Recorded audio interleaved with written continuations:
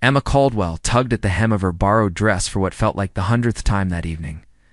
The soft pink fabric was beautiful, but it belonged to a world she did not inhabit. Around her, crystal chandeliers cast golden light over guests who wore confidence as easily as their designer clothes. The Grandview Hotel ballroom buzzed with conversations about stock portfolios, European vacations, and country club memberships. Emma felt like an actress who had forgotten her lines. Her cousin Melissa had insisted she attend the wedding reception, promising it would be fun. But Melissa was now surrounded by her new husband's wealthy friends, leaving Emma to navigate the social minefield alone. She clutched her small purse and edged toward the exit, hoping to slip away unnoticed. That was when she saw him walking directly toward her, tall and broad-shouldered. The man wore a perfectly tailored navy suit that probably cost more than Emma made in 3 months at Sunrise Bakery. His dark brown hair was slightly tousled, and there was something urgent in his green eyes as he approached. Before Emma could move, he was standing in front of her. "Please help me," he said quietly, his voice low and surprisingly gentle. "I need you to pretend we're together. Just for a few minutes." Emma blinked at him, completely bewildered. "Excuse me? I know how this sounds." He glanced over his shoulder where 2 women in expensive gowns were clearly watching him. "Those ladies have been trying to set me up with various relatives all night. I just need a moment to breathe, please." There was something genuine in his desperation that made Emma's natural kindness override her confusion. "Okay, what do I do?" Relief washed over his features. "Just stand here and talk to me like we know each other. That's all." He guided her gently to a quieter corner near the tall windows overlooking the city. Emma noticed how careful he was, not to touch her more than necessary, his hand barely grazing her elbow. When they stopped, he let out a long breath. "Thank you. I'm James, by the way. James Thornhill. Emma Caldwell." She studied him curiously. "Do people always chase you at parties?" "Only at events like these, where everyone thinks they know what's best for my life." James ran a hand through his hair, looking tired.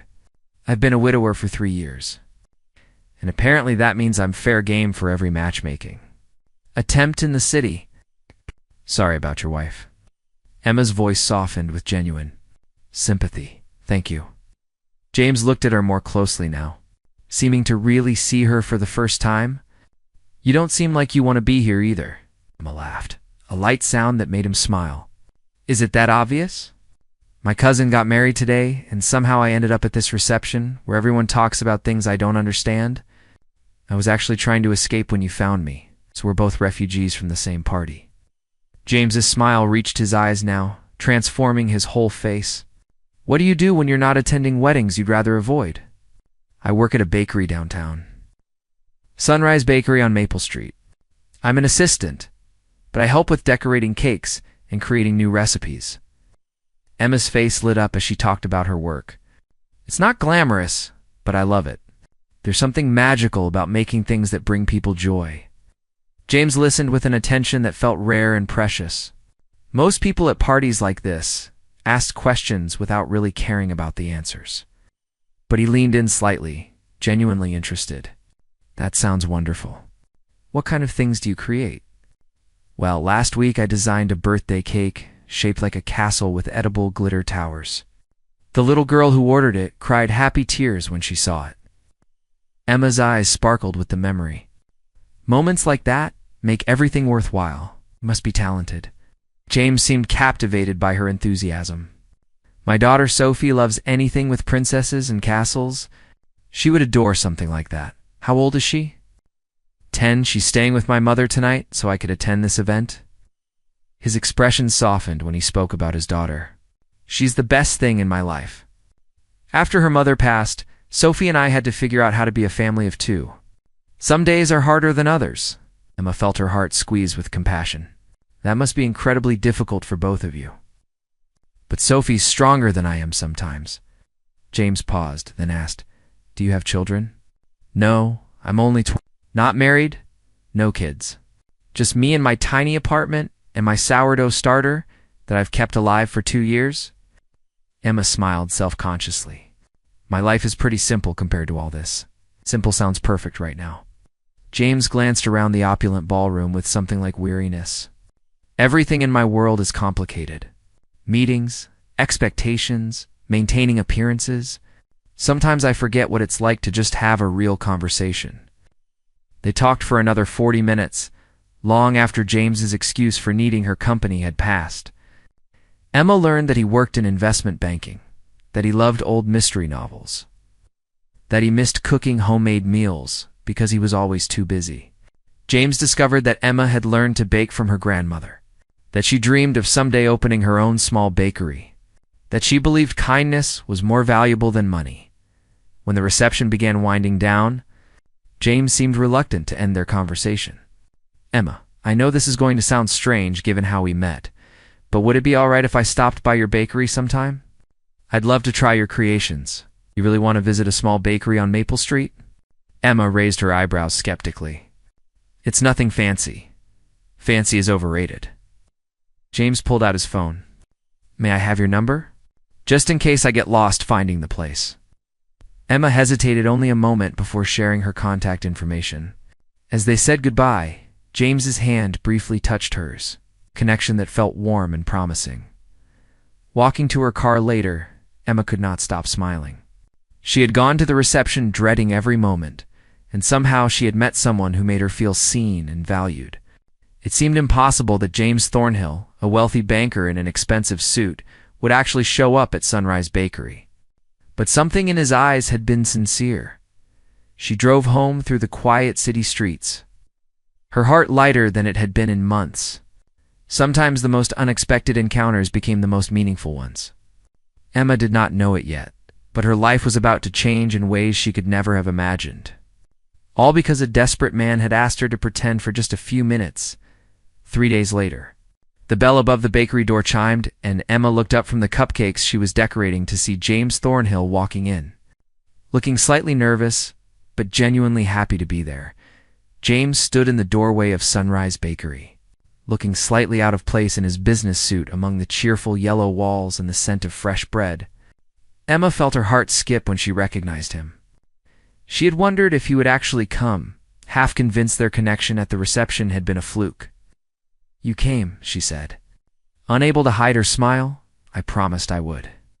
James approached the counter, his eyes scanning the display of pastries and cakes. "Everything looks incredible. What do you recommend?" Emma wiped her hands on her apron, suddenly self-conscious about the flour dusting her clothes. "The cinnamon rolls are fresh from the oven, and the lemon lavender cupcakes are my own recipe. I'll take both." James settled onto one of the small chairs by the window. "And whatever you're having for coffee." Over the next 2 weeks, James became a regular visitor. He would stop by in the mornings before work or during lunch breaks, always finding reasons to linger and talk with Emma. She learned that he was methodical about his coffee, that he had a terrible sweet tooth he tried to hide, that he listened more than he spoke. He discovered that Emma hummed while she worked, that she remembered every customer's favorite order. Her laughter was contagious. One Saturday afternoon, James arrived with a young girl beside him.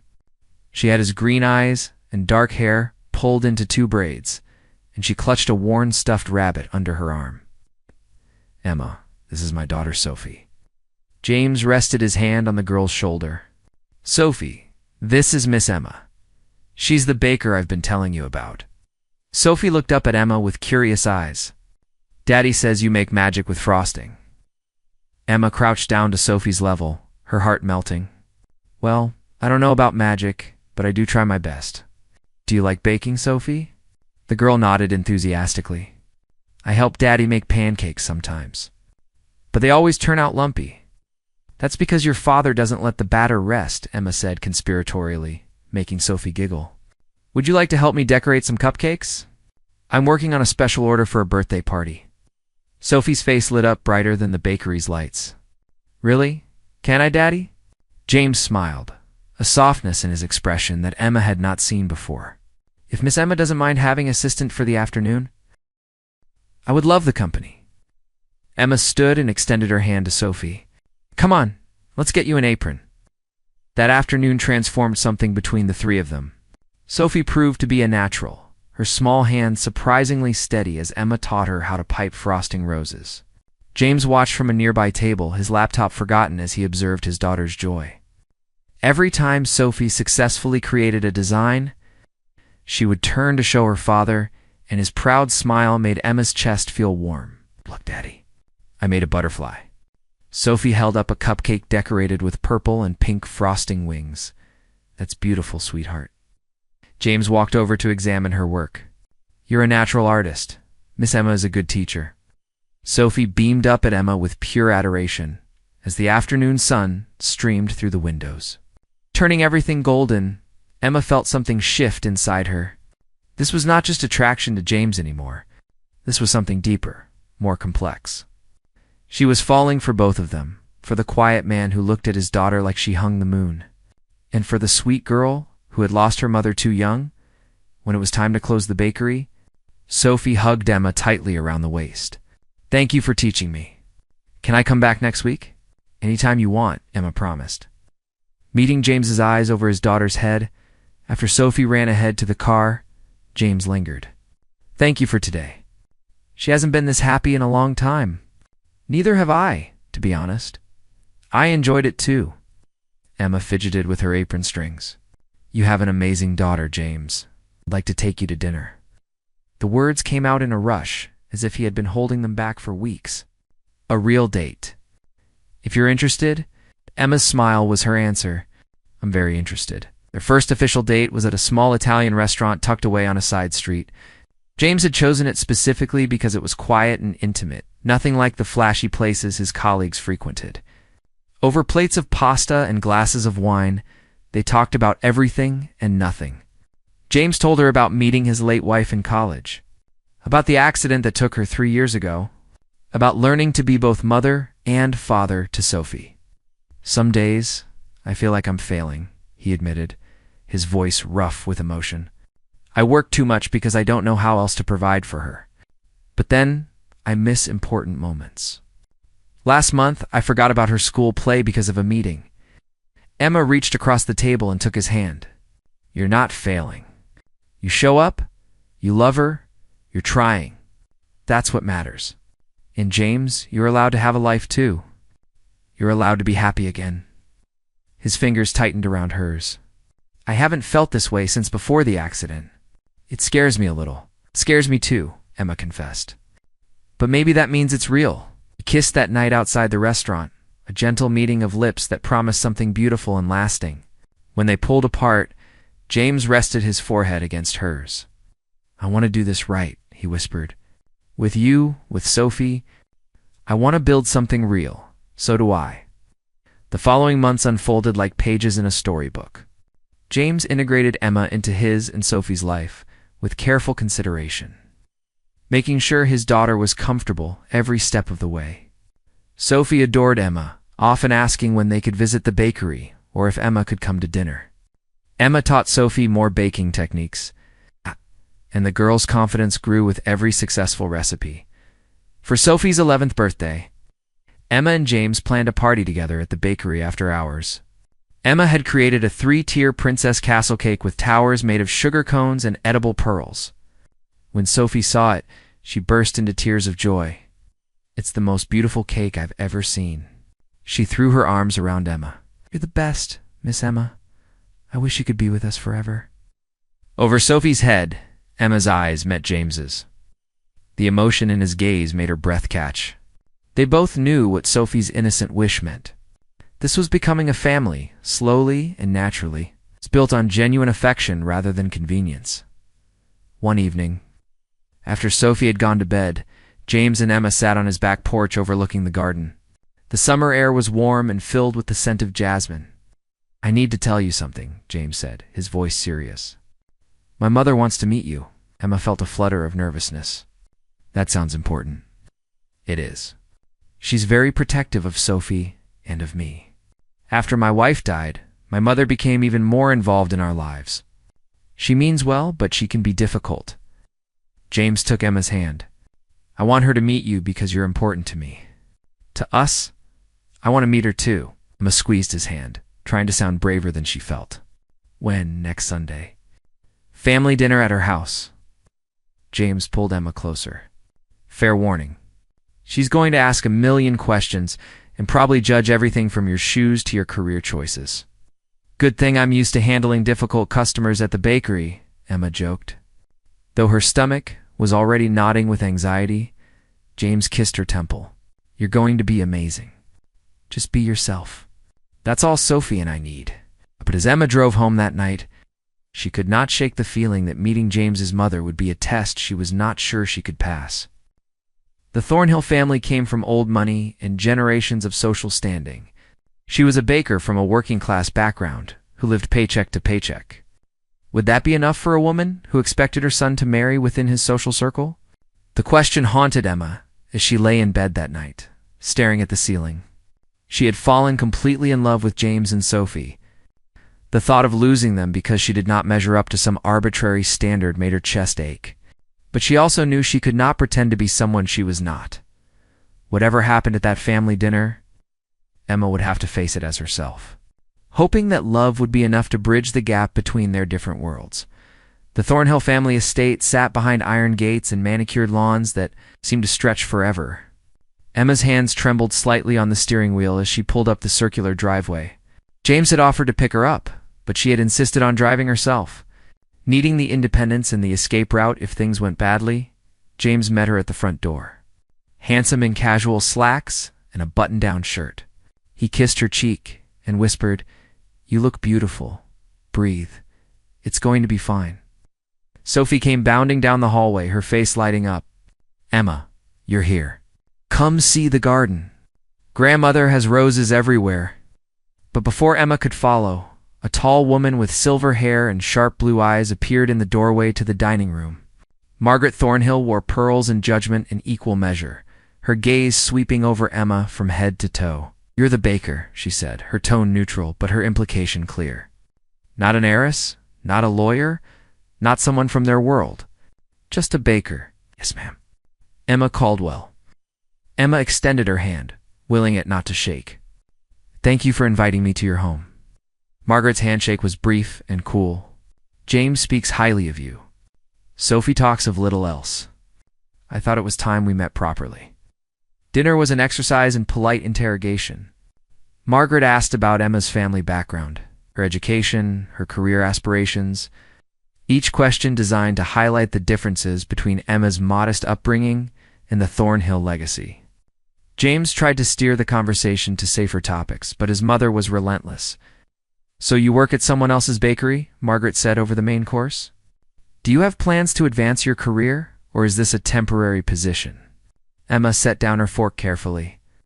"I love what I do, Mrs. Thornhill. I'm learning the business side while I save money. Eventually, I'd like to open my own place, but I'm taking my time to do it right."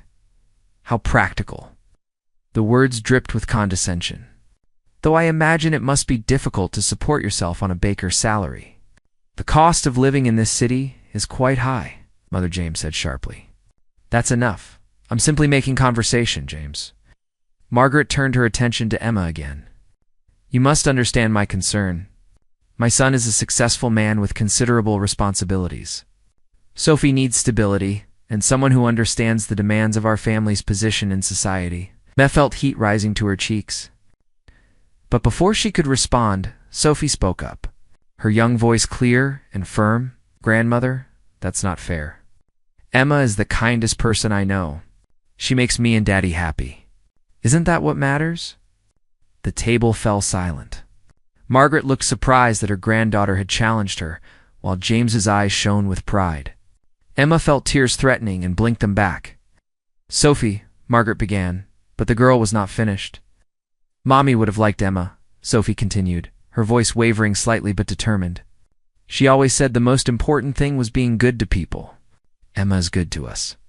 She teaches me things and makes Daddy smile again. Why doesn't that count?" James reached over and squeezed his daughter's hand, his own eyes suspiciously bright. Emma could not hold back a tear that slipped down her cheek. Margaret was quiet for a long moment, studying the three of them. When she finally spoke, her voice was softer. "You're right, Sophie. Your mother did value kindness above all else. Perhaps I've forgotten that in my concern for your future." The tension did not completely disappear, but something shifted.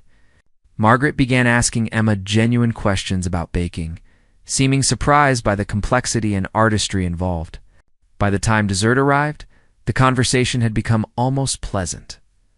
As they were leaving, Margaret pulled Emma aside while James was helping Sophie with her coat. "I was harsh with you tonight," the older woman said quietly. "I apologize. Losing my daughter-in-law was devastating, and I've been terrified of James and Sophie getting hurt again. But I can see that you care for them genuinely. That matters more than I wanted to admit." Emma nodded, accepting the olive branch. "I do care for them, Mrs. Thornhill, very much, and perhaps we can start over. Call me Margaret." 3 months later, Emma was supervising the installation of new ovens when James appeared at the bakery with an enormous grin on his face. "I have news," he announced. "Remember that property you liked on 5th Street? The one with the big windows in the corner location?" Emma's heart skipped. "The old bookstore building? It's been for sale forever. Not anymore. I bought it. For you. For your bakery?" James pulled papers from his briefcase. "Consider it an investment in your dream and in our future." Emma stared at him, overwhelmed. "James, I can't accept something that expensive. It's too much. It's not a gift. It's a business investment. You'll pay me back through the profits." He took her hands. "Emma, you're brilliant at what you do. You deserve a space that matches your talent. Let me help make that happen." Tears streamed down Emma's face as she threw her arms around him. "Thank you. Thank you." Opening Emma's second location took 6 months of hard work. She designed every detail, from the vintage-style display cases to the cozy reading nook where customers could enjoy their pastries. Sophie helped choose paint colors and designed the logo, a simple sunrise over a rolling pin. James handled the business paperwork and financing, turning Emma's dream into a practical reality. The grand opening was scheduled for a Saturday in spring. Emma arrived early to do final preparations, her stomach fluttering with excitement and nerves. She was arranging fresh flowers on the tables when she heard the door open. "We're not quite open yet," she called without turning around. "Even for your biggest fans." Emma spun to find James and Sophie standing in the doorway. But they were not alone. Behind them stood what looked like half the neighborhood, holding flowers and gift bags and wearing bright smiles. Margaret was there too, looking elegant and surprisingly warm. "What is all this?" Emma asked, bewildered. "We couldn't let you open this place without a proper celebration," James said, walking toward her. "You've worked so hard for this moment." Sophie ran forward and hugged Emma. "We're so proud of you."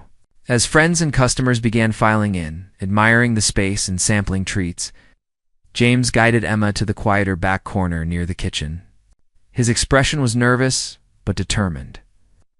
"I've been planning something," he said. "I wanted to wait for the perfect moment, and I think this is it. You're opening this beautiful place that represents your dreams coming true. And I want to be part of all your dreams, Emma. Every single one." He dropped to one knee, pulling a small velvet box from his pocket. Emma gasped, her hands flying to her mouth. "Emma Caldwell, you walked into my life when I had forgotten how to really live. You brought joy back to our home, taught my daughter to dream big, and showed me that love can bloom more than once in a lifetime. Will you marry me? Will you officially become part of our family?" "Yes." Emma's voice was choked with happy tears. "Yes, absolutely yes." James slipped the ring onto her finger and stood to kiss her as the crowd erupted in cheers. Sophie rushed over to hug them both, squealing with delight. Margaret dabbed at her eyes with a handkerchief, smiling genuinely for the first time since Emma had met her. The grand opening was even more successful than Emma had hoped. Customers loved the warm atmosphere and exceptional pastries. Local food bloggers wrote glowing reviews. Within a month, Emma had hired 2 assistants and was already considering expanding the menu. But the best moment came 6 months later. On a crisp October afternoon, when Emma married James in the original Sunrise Bakery. They had considered fancy venues and elaborate ceremonies. But Emma had insisted on the place where their relationship had truly begun. Surrounded by the scent of cinnamon and vanilla and the warmth of freshly baked bread, Sophie served as maid of honor. Wearing a pale yellow dress and carrying a bouquet of sunflowers, she had written a poem for the ceremony about families being like recipes. requiring different ingredients that blend together to create something wonderful. There was not a dry eye in the bakery. When she finished reading it, Margaret surprised everyone by offering a toast that was genuinely warm. "I'll admit I had my doubts at first," she said, raising her glass. "But Emma has proven that love and character matter far more than social standing or bank accounts.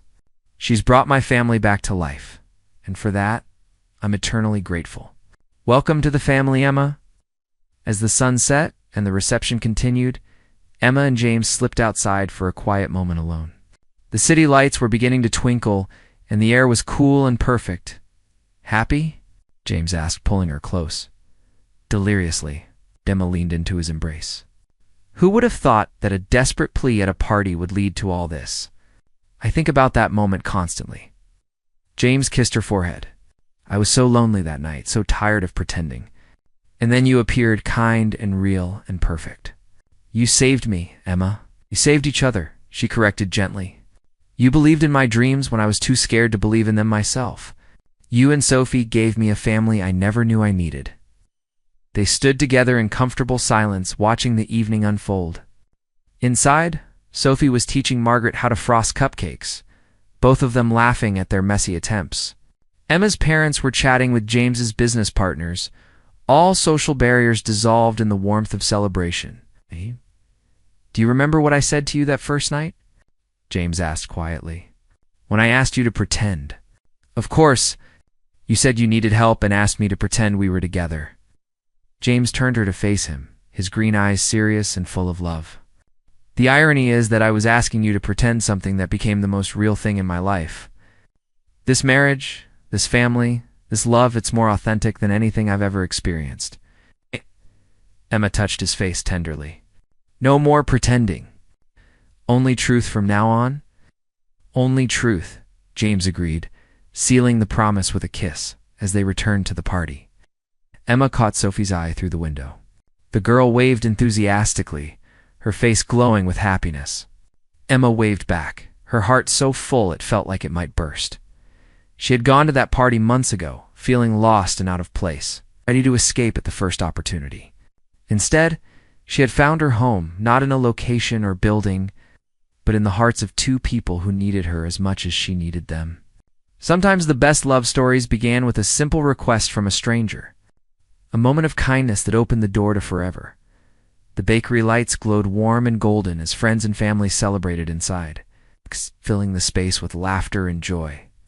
Emma Thornhill smiled, knowing that every future morning would begin here, in this place she had built, with the family she had found, creating sweetness in all its forms for a world that so desperately needed it, and somewhere in heaven. Emma liked to think a woman named Clara was smiling too, grateful that her husband and daughter had found love again. That happiness had returned to the home she had left behind. That life had continued in the most beautiful way possible. The end. Thank you for taking the time to listen to this story. If you enjoyed this content, don't forget to click like. Share this story with your friends and family, and subscribe to DCannel so you don't miss out on more meaningful stories. The Manhattan skyline glowed against the purple twilight as Jessica Carter saved the final spreadsheet on her computer. Thursday evening at Sterling Enterprises, and empty hallways and the soft hum of air conditioning replacing the usual buzz of activity. She glanced at the clock. 7:15 p.m. Most of her colleagues had left hours ago, but Jessica had stayed behind to perfect every detail of the quarterly financial report. At 26, Jessica had worked at Sterling Enterprises for 3 years, steadily climbing from junior analyst to her current position. Her dedication was unmatched, her attention to detail legendary among the accounting department. But lately, she wondered if her commitment came at too high a price. Her studio apartment in Queens felt more like a hotel room than a home, and her social life consisted mainly of coffee breaks with coworkers. She stretched her arms above her head, feeling the tension in her shoulders from hours hunched over spreadsheets. Her dark hair had fallen loose from its morning bun, and she tucked a strand behind her ear as she printed the final report. The printer hummed to life, spitting out page after page of meticulously compiled data. "Still here, Jessica?" called Tom from passing by with his backpack already slung over his shoulder. "Just finishing up the Pierce report," She replied with a tired smile. Tom whistled low. Rather you than me. That man terrifies half the office. Jessica laughed softly, though she understood the sentiment. Ethan Pierce had joined Sterling Enterprises as Director of Investment Strategy 6 months ago. Transferred from the Chicago office after his divorce, he was brilliant, demanding, and maintained a professional distance that some mistook for coldness. Jessica had learned to appreciate his direct communication style and high standards. Even when they pushed her to her limits, she gathered the printed pages, sliding them into a leather portfolio folder. Her hands trembled slightly as she smoothed down her navy blouse and adjusted her glasses. There was no rational reason for her nervousness. She had delivered dozens of reports before, yet something about Ethan Pierce made her heart race in ways she refused to examine too closely. The executive floor was even quieter than her own. Floor-to-ceiling windows revealed the city spread out below, millions of lights twinkling like earthbound stars. Jessica's heels clicked against the polished marble as she approached Ethan's office, the sound echoing in the empty space. His door stood partially open, warm light spilling into the hallway. She could see him through the gap, jacket discarded over his chair, sleeves rolled up to his elbows as he studied something on his computer screen. His dark hair was slightly disheveled, as if he had run his fingers through it multiple times. Even exhausted and focused, he carried an intensity that made Jessica's pulse quicken. She knocked gently on the doorframe. "Come in," he said without looking up. "Mr. Pierce, I have the quarterly report you requested." At the sound of her voice, his head lifted and his expression softened slightly. "Jessica, I was hoping you would finish it tonight." He gestured to the chair across from his desk. "Please, sit. I want to go through some of the projections with you." She entered his office, acutely aware of how intimate the space felt with just the two of them. The usual protective barrier of other employees and daily chaos was gone, leaving only silence and possibility. She placed the portfolio on his desk and sat down. Smoothing her skirt nervously, Ethan opened the report, his eyes scanning the first page with practiced efficiency. Jessica watched his face, looking for any reaction. After 3 years of analyzing numbers, she had learned to read people's expressions when they reviewed her work. But Ethan remained unreadable, his features composed as he turned page after page. "These risk assessments for the European market," he said finally, tapping a particular section. "This is exceptional analysis. How did you factor in the currency fluctuations?" Jessica leaned forward, her earlier nervousness dissolving as she entered her comfort zone. "I used a 3-year historical model combined with current political indicators. The Brexit aftermath is still creating ripples, and I wanted to account for continued instability." "Smart." He looked up at her, and for the first time since she had started working under him, she saw genuine admiration in his eyes. "You have a gift for seeing patterns others miss."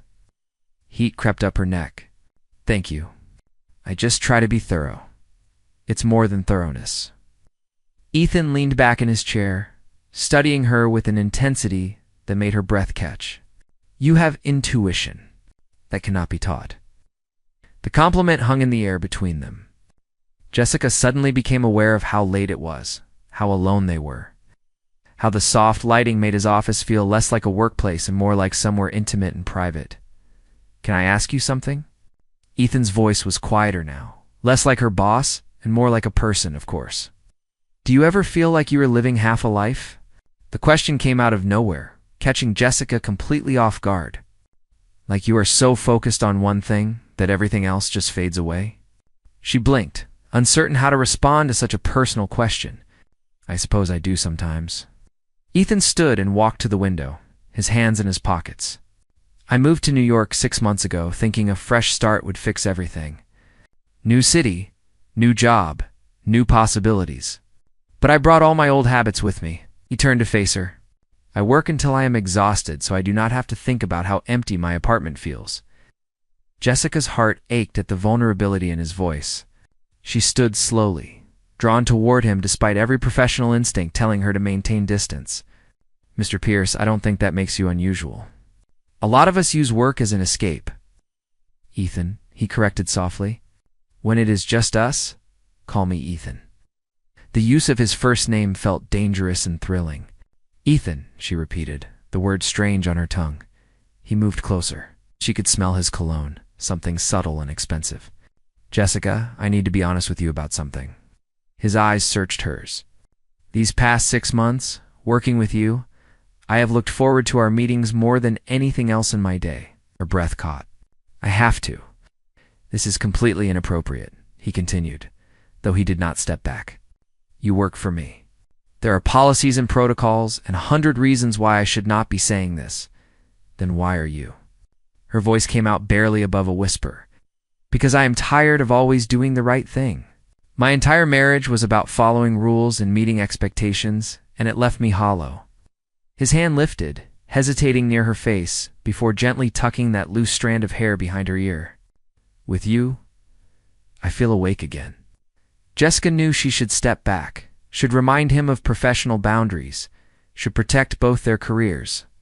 But instead, she found herself leaning into his touch.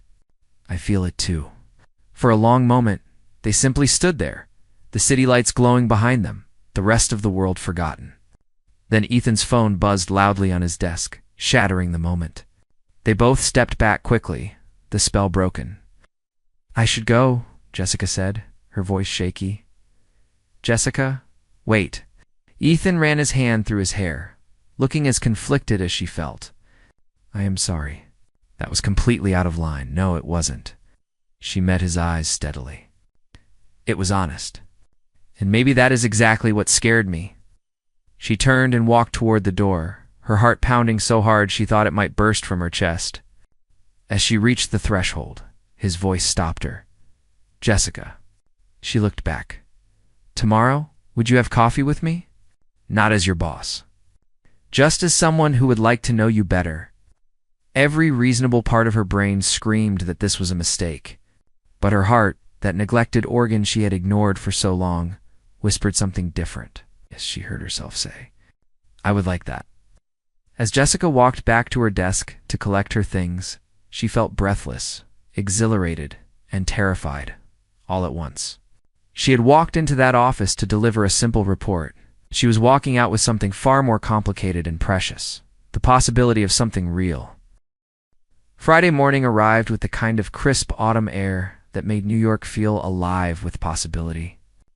Jessica woke earlier than usual, her stomach fluttering with nervous anticipation. She changed outfits 3 times before settling on a burgundy sweater dress that felt professional, yet feminine. As she applied her makeup with more care than normal, she caught herself smiling at her reflection. The coffee meeting was set for 10 a.m., at a small cafe 3 blocks from the office. Far enough to avoid coworkers, but close enough to seem casual. Jessica arrived 5 minutes early, ordering a latte and claiming a corner table. Her hands wrapped around the warm cup as she watched the door. Ethan entered exactly on time, dressed more casually than she had ever seen him in dark jeans and a gray sweater under his coat. Without the armor of his business suit, he looked younger, more approachable. His face lit up when he spotted her, and Jessica felt her heart skip. "I was afraid you might change your mind," he admitted. Sitting across from her, "I almost did about 6 times this morning," she confessed with a nervous laugh. They talked for 2 hours, the conversation flowing effortlessly from childhood memories to favorite books to dreams they had abandoned along the way. Jessica learned that Ethan had wanted to be an architect before his father pushed him toward finance. He discovered that she had once planned to teach mathematics before student loans forced her into corporate life. "We should probably head back," Ethan said reluctantly, checking his watch. "Though I wish we could stay here all day." As they walked back to the office, something shifted between them. The connection from the previous night had deepened into something more substantial. Jessica felt seen in a way she never had before. Understood beyond her work performance and professional capabilities. But the moment they entered the Sterling Enterprises lobby, reality crashed back. Diana Chen, Jessica's closest friend from the marketing department, was waiting by the elevators. Her eyes widened when she saw Jessica and Ethan arrive together, both flushed and smiling. "Jessica, can I talk to you for a moment?" Diana's tone was carefully neutral, but her expression spoke volumes.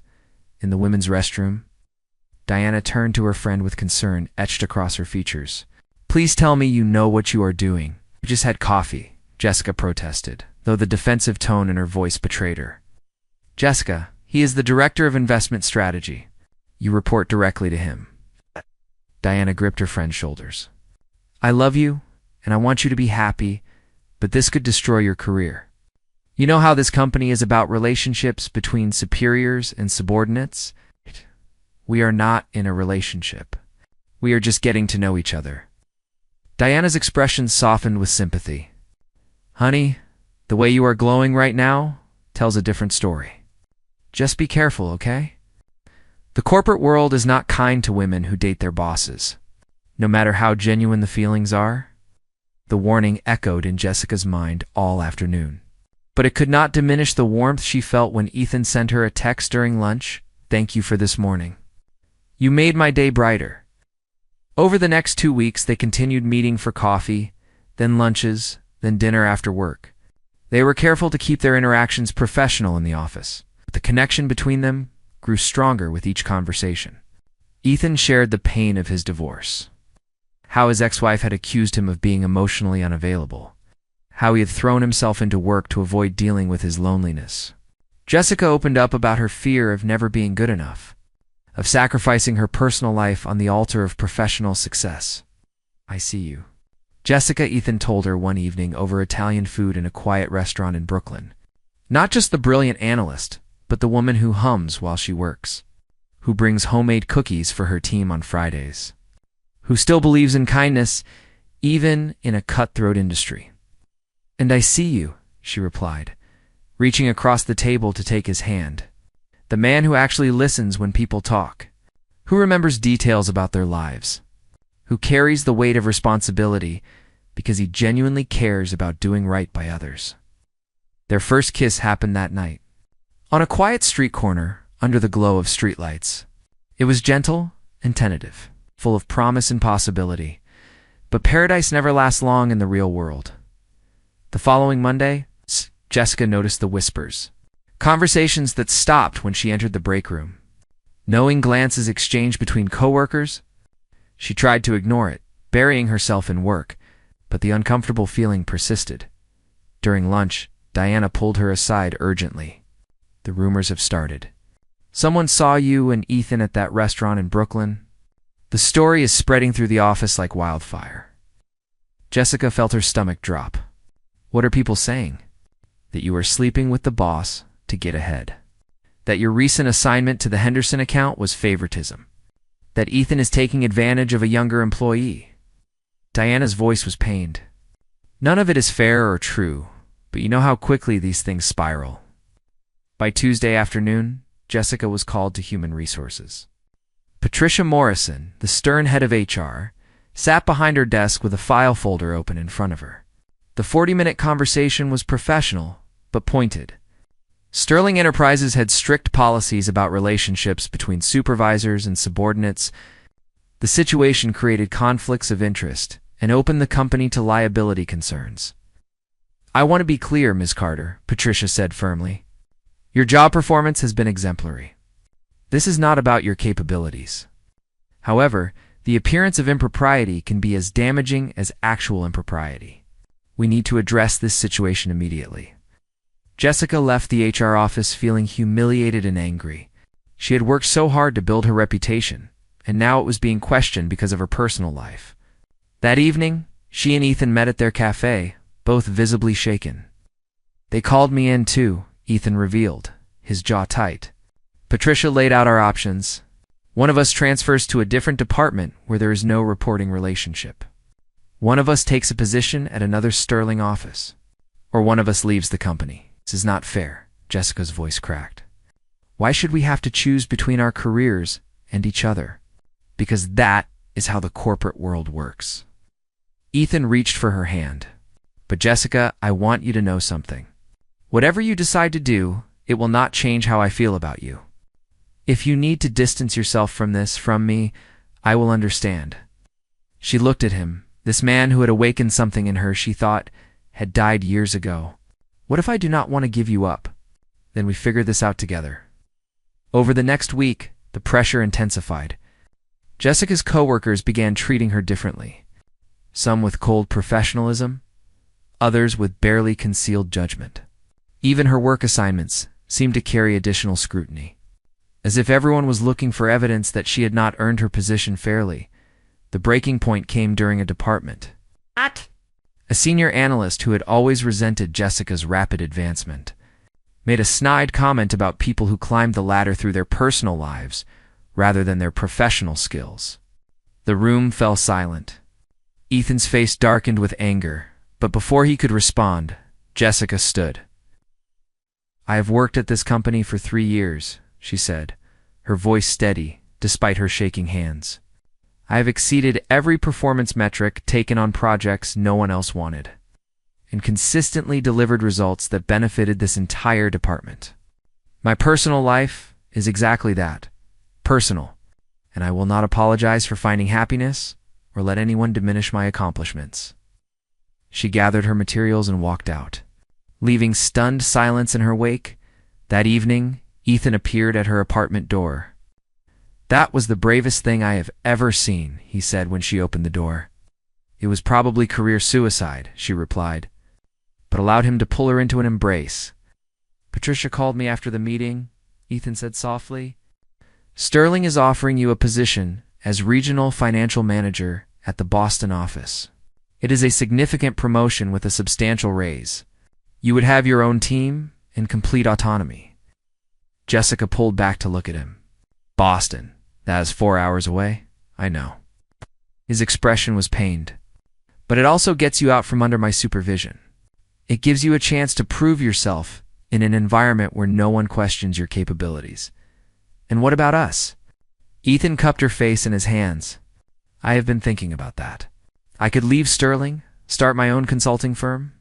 I have been wanting to do it for years, but never had the courage. My work is not tied to a physical location the way yours is. I cannot ask you to give up your career for me. You are not asking. I am choosing." He kissed her forehead. "Jessica, my marriage failed because I never put relationship before ambition. I learned the hard way that professional success means nothing if you are alone. I do not want to make that mistake again." They spent hours talking through scenarios and possibilities. The Boston position was genuinely impressive, the kind of opportunity that could launch Jessica's career into an entirely new trajectory. And Ethan's dream of independent consulting had been brewing for years. "What if we fail?" Jessica whispered as they sat together on her couch, the city lights twinkling through her window. "Then we fail together," Ethan replied. "But what if we succeed?" Jessica accepted the Boston position the following Monday. The announcement was met with mixed reactions at Sterling Enterprises. Some colleagues congratulated her genuinely, others whispered that she was running away from scandal. Jessica held her head high, focusing on the opportunity ahead rather than the judgment behind her. Her last 2 weeks in New York passed in a blur of transition meetings and farewell lunches. Diana threw her a goodbye party at their favorite wine bar, where tears and laughter mixed freely. "You were doing the right thing," Diana assured her. "Sometimes we have to leave to grow, even when it hurts." Ethan submitted his resignation the same week, shocking the executive team. He had already secured 3 consulting clients and was in negotiations with 2 more. The risk was terrifying but exhilarating. On Jessica's last day, Ethan met her outside the Sterling building after she had turned in her security badge and cleared out her desk. They stood on the sidewalk, surrounded by rushing pedestrians, both carrying boxes of their professional lives. "1 year," Jessica said firmly. "I need 1 year in Boston to prove to myself that I earned this position, to show that I can succeed completely on my own merit." "1 year," Ethan agreed. "I will build my business. You will build your career, and we will figure out what comes next." "You could meet someone else." Jessica's voice wavered. "Someone less complicated." Ethan set down his box and pulled her close, right there on the busy Manhattan street.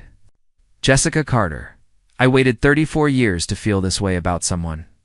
I can wait another year." Boston welcomed Jessica with autumn leaves and new beginnings. Her apartment in Back Bay was small but charming, with exposed brick walls and large windows that let in morning light. The Sterling Boston office was smaller than New York, the friendlier culture and less cutthroat competition. Her new team consisted of 4 analysts, all eager to learn from her. For the first time in her career, Jessica had the authority to implement her own methods and strategies. Within 3 months, her department had increased efficiency by 18%. Within 6 months, she was being consulted on projects across the entire Northeast region. But the real transformation happened outside of work. Jessica joined a community orchestra, picking up the violin she had abandoned in college. She made friends who knew nothing about finance or corporate hierarchies. She discovered coffee shops and bookstores and running trails along the Charles River. She rediscovered herself as a complete person. Not just a professional identity, Ethan's consulting firm. Pierce's strategic solutions exceeded all expectations. His reputation for brilliant analysis combined with ethical practices attracted clients quickly. He hired 2 associates and leased office space in downtown Manhattan. He also traveled frequently, which kept him busy and distracted from the loneliness of Jessica's absence. They talked every day, sometimes for hours, sometimes just quick check-ins between meetings. They video chatted on weekends, sharing their lives through screens. The distance was difficult, but also clarifying. They learned to communicate openly, to support each other's victories, to comfort each other's defeats. "I miss you" became their constant refrain. But also, their reminder of what they were building toward. 7 months into their separation, Ethan visited Boston for the first time. Jessica met him at South Station, her heart pounding as she scanned the crowd for his familiar face. When their eyes met across the busy terminal, both broke into spontaneous smiles. "You look different," Ethan said, pulling her into an embrace. Different how? Lighter, happier. He studied her face. "Boston is good for you." They spent the weekend exploring the city together, walking the Freedom Trail, eating cannoli in the North End, visiting the Isabella Stewart Gardner Museum. It felt like a honeymoon and a reunion all at once. Sunday night, as they sat on her couch with takeout containers scattered on the coffee table, reality returned. "For more months," Jessica said softly. "For more months," Ethan echoed. "And then what?" "Then we figure out our next chapter." The final months flew by quickly. Jessica was offered a permanent position as regional director, overseeing all Sterling offices in New England. The promotion came with a significant salary increase and the respect she had fought so hard to earn. No one in Boston questioned whether she deserved her position or whispered about her personal life. Ethan's firm secured a major contract with a Boston-based investment company, giving him a legitimate business reason to spend significant time in the city. He began looking at office spaces in Boston, considering expansion. On the 1-year anniversary of Jessica's move, Ethan arrived at her apartment with a bouquet of flowers and a serious expression. They sat together on her couch, the same couch where they had made their agreement to wait. "I've been thinking," Ethan began, taking her hands in his. "This year apart was necessary. We both needed to prove to ourselves and the world that we could succeed independently. But Jessica, I do not want to spend another year without you." "Neither do I," she admitted, tears forming in her eyes. "Move in with me. Not in New York, not in Boston, but somewhere that is ours. Somewhere we choose together."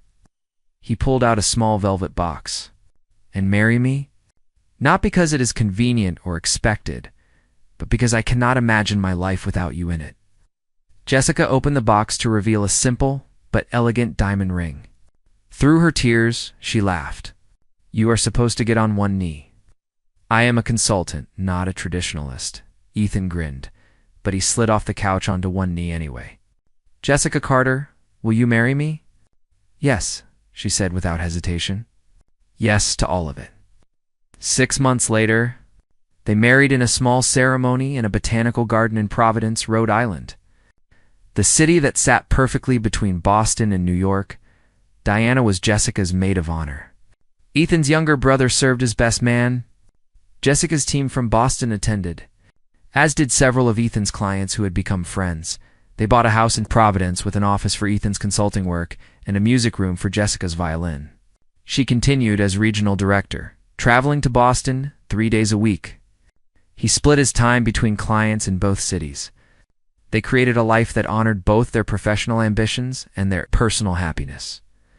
2 years after that night, when Jessica had walked into Ethan's office to deliver a simple report, she stood in their home office, reviewing quarterly projections for her region. Ethan entered with 2 cups of coffee, setting one beside her computer. "Working late again?" he asked, kissing the top of her head. "Just finishing up." She saved her document and turned to face him. "Remember when we thought we had to choose between career and love? Our younger, more foolish selves," Ethan smiled. "We were not foolish. We were scared." Jessica stood and wrapped her arms around his waist. "But we chose both. And we built something better than either of us imagined." "The best investment I ever made," Ethan murmured against her hair. Outside their window, the Providence skyline glowed softly in the evening light. Inside, surrounded by the life they had built together through courage and patience and unwavering faith in each other, Jessica Carter and Ethan Pierce had found something rare and precious, a love that enhanced rather than competed with their ambitions. A partnership that made both of them better, stronger, more complete. She had walked into his office breathless with possibility. She had walked out into a life beyond her wildest dreams, and every single risk, every difficult choice, every moment of uncertainty had been worth it. Thank you for taking the time to listen to this story. If you enjoyed this content, don't forget to click like. Share this story with your friends and family, and subscribe to the channel so you don't miss out on more meaningful stories. The rain poured down on the Boston streets as Sophie Martinez stumbled through the darkness, her worn backpack digging into her shoulders. Every step away from the brownstone where she had spent the last 24 years felt like both liberation and terror. Behind her, the life she knew crumbled into memory. Ahead, nothing but uncertainty stretched into the night. Sophie pulled her thin jacket tighter against the October chill. Inside her backpack, everything she owned in the world barely filled the small space. $300 in crumpled bills, a few changes of clothes, her mother's silver locket, and a battered journal filled with musical compositions. It was pathetic, really. How little remained of a life once filled with promise. Her stepmother Diane's words still echoed in her mind like poison. "You're worthless without me, Sophie. Your father left you nothing. You have no skills, no future, no value. Where will you go? Who will want you?" Sophie had wanted to scream that she had value, that she was talented, that her mother had believed in her dreams of becoming a concert pianist. But years of Diane's cruelty had worn down her confidence, until she almost believed the venomous words herself. Almost the truth was Sophie's father had loved her once. Before the cancer took him 6 months ago, he had been her champion, encouraging her music, supporting her ambitions. But in his grief after losing Sophie's mother, when Sophie was 15, he had married Diane too quickly, desperate for companionship. The woman had seemed charming at first, but her true nature emerged the moment the wedding ended. For 9 years, Diane had systematically destroyed everything Sophie held dear. First, she convinced Sophie's father that music lessons were too expensive. Then she sold Sophie's beloved baby grand piano, claiming they needed money for household expenses. She isolated Sophie from friends, monitored her every move, and made her feel like a burden in her own home. After her father died, things became unbearable. Diane announced she was selling the house and moving to Florida with her sister. Sophie, she declared, would be sent to live with her father's bitter cousin, Margaret, a woman who had made it clear she viewed Sophie as an unwelcome obligation. That night, Sophie had made her choice. She would rather face the unknown streets than another prison disguised as family. Lost in thought, Sophie didn't notice the traffic light had changed.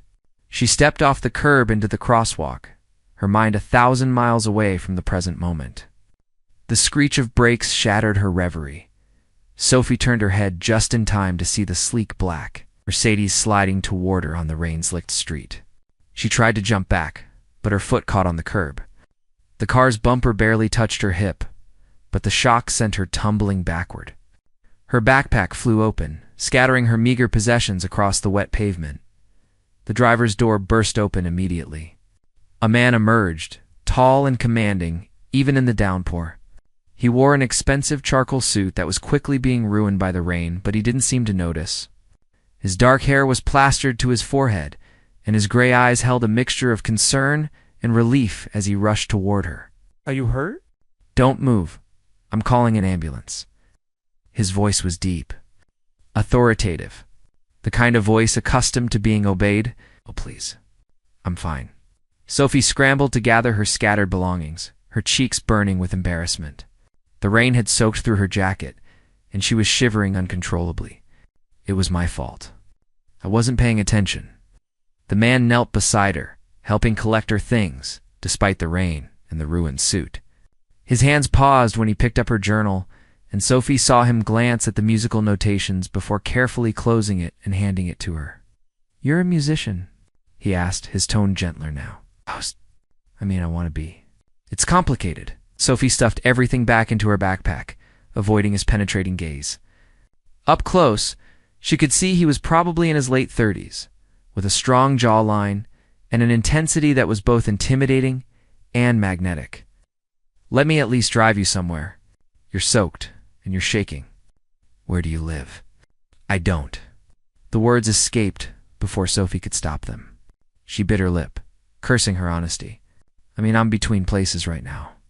I'll find a shelter or something." "Really, I'm fine. Thank you for your concern." She tried to stand, but her legs were shaking from a combination of adrenaline, cold, and exhaustion. She'd been walking for hours before the accident, and her body was finally giving out. The man caught her elbow, steadying her. "You're not fine, and I'm not letting you wander the streets in this condition." He studied her face, and Sophie saw something shift in his expression. Recognition of something, though they had never met. "My name is Julian Blackwood. I have a penthouse apartment 3 blocks from here. You can get warm, dry off, and we can figure out your next step. No strings attached." Sophie should have refused. Every instinct screamed that accepting help from a strange man was dangerous, foolish, potentially disastrous. But something in Julian Blackwood's gray eyes held genuine concern, not predatory intent. And the alternative was wandering the rainy streets until she collapsed from hypothermia. "Sophie Martinez," she whispered, "and I don't have anywhere else to go." Julian's expression softened further. "Then let's get you out of this rain."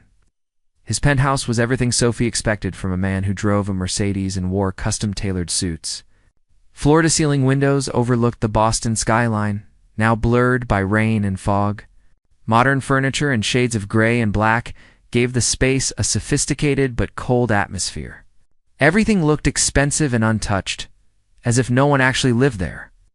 "The guest room is down that hall, second door on the right," Julian said, shrugging out of his ruined jacket. "There should be towels in the bathroom. I'll find you some dry clothes, though they'll be too large. We can figure out something more permanent in the morning." Sophie asked, still standing near the entrance, dripping water onto the pristine hardwood floors. "You don't know me. I could be anyone." Julian turned to face her fully, and for a moment, Sophie saw past the confident exterior to something wounded beneath. "Because someone helped me once when I had nothing? Because you remind me that not everyone has a safety net.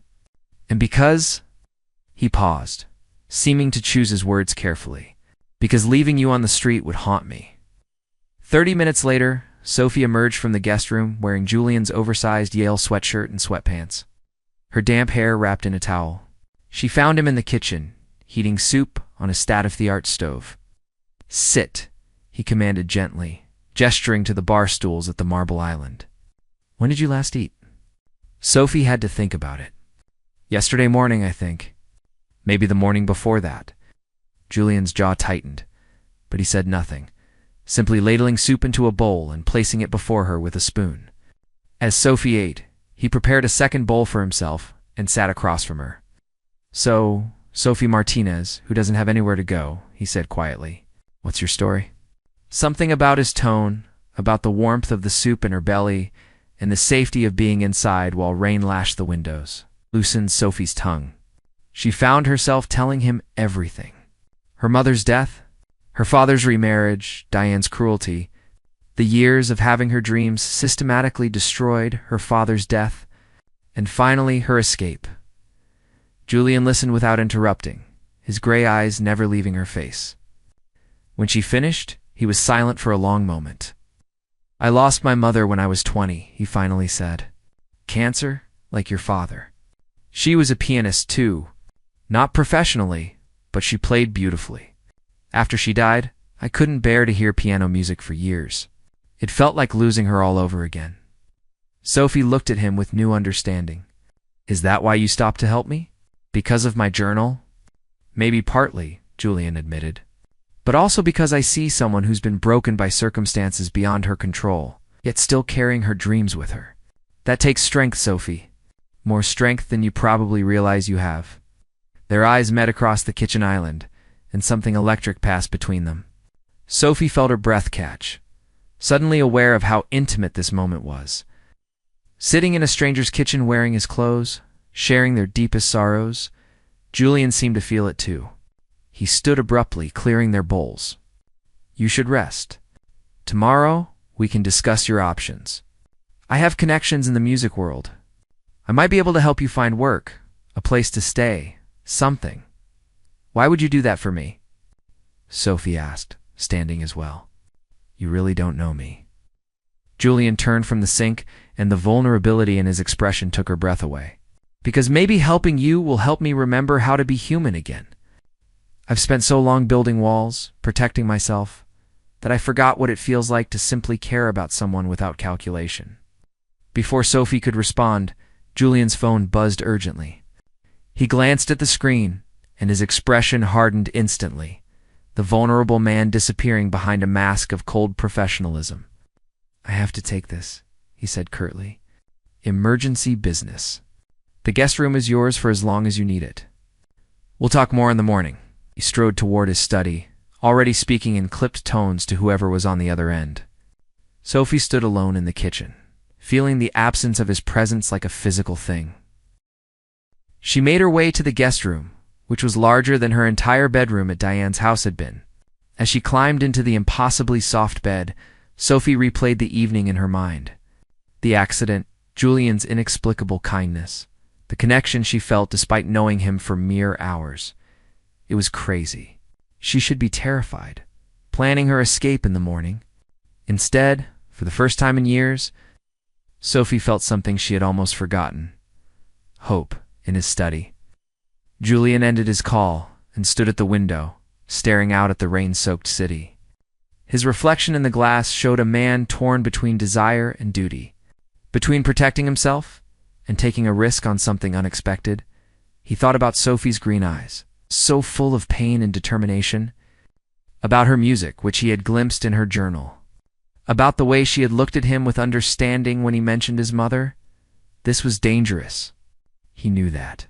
He had sworn off emotional entanglements after Rebecca had destroyed his ability to trust. But something about Sophie Martinez felt different, genuine. Real. Julian pressed his palm against the cold glass, making a decision that would change both their lives forever. Tomorrow, he would help her. He would give her space to heal, to grow, to rediscover her music. And maybe, just maybe, in saving her, he would find a way to save himself. 2. Sophie woke to sunlight streaming through unfamiliar windows and the smell of fresh coffee. For a disorienting moment, she couldn't remember where she was. Then the previous night came rushing back, and she sat up quickly, her heart racing. Julian Blackwood. The accident. The penthouse. Everything felt like a fever dream, too surreal to be real. She found Julian in the kitchen, dressed in a crisp navy suit, reading something on his tablet while sipping espresso. He looked up when she entered, and his expression softened in a way that made her stomach flutter. "Good morning. I hope you slept well," he gestured to the coffee maker. "Help yourself. I also had my housekeeper pick up some clothes for you. They're in the guest room closet. I guessed your size, so hopefully they fit." Sophie stared at him. "You bought me clothes?" "Borrowed, technically. Until you can shop for yourself." Julian set down his tablet. "Sophie, I have a proposition for you. My personal assistant quit last week, and I need someone organized, trustworthy, and discreet.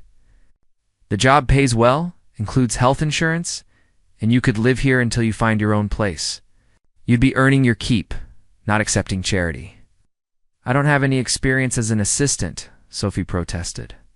though her heart was already leaping at the possibility. But you have a college degree in music theory, which means you can organize, schedule, and handle complex information. You're intelligent and articulate. The rest I can teach you. Julian's gray eyes held hers steadily. I'm offering you a chance, Sophie. Not a handout. Right. A job. What you do with it is up to you. Sophie felt tears prickling her eyes. Why are you being so kind to me? Because kindness shouldn't be so rare that it requires explanation, Julian said simply. So do you accept? Yes.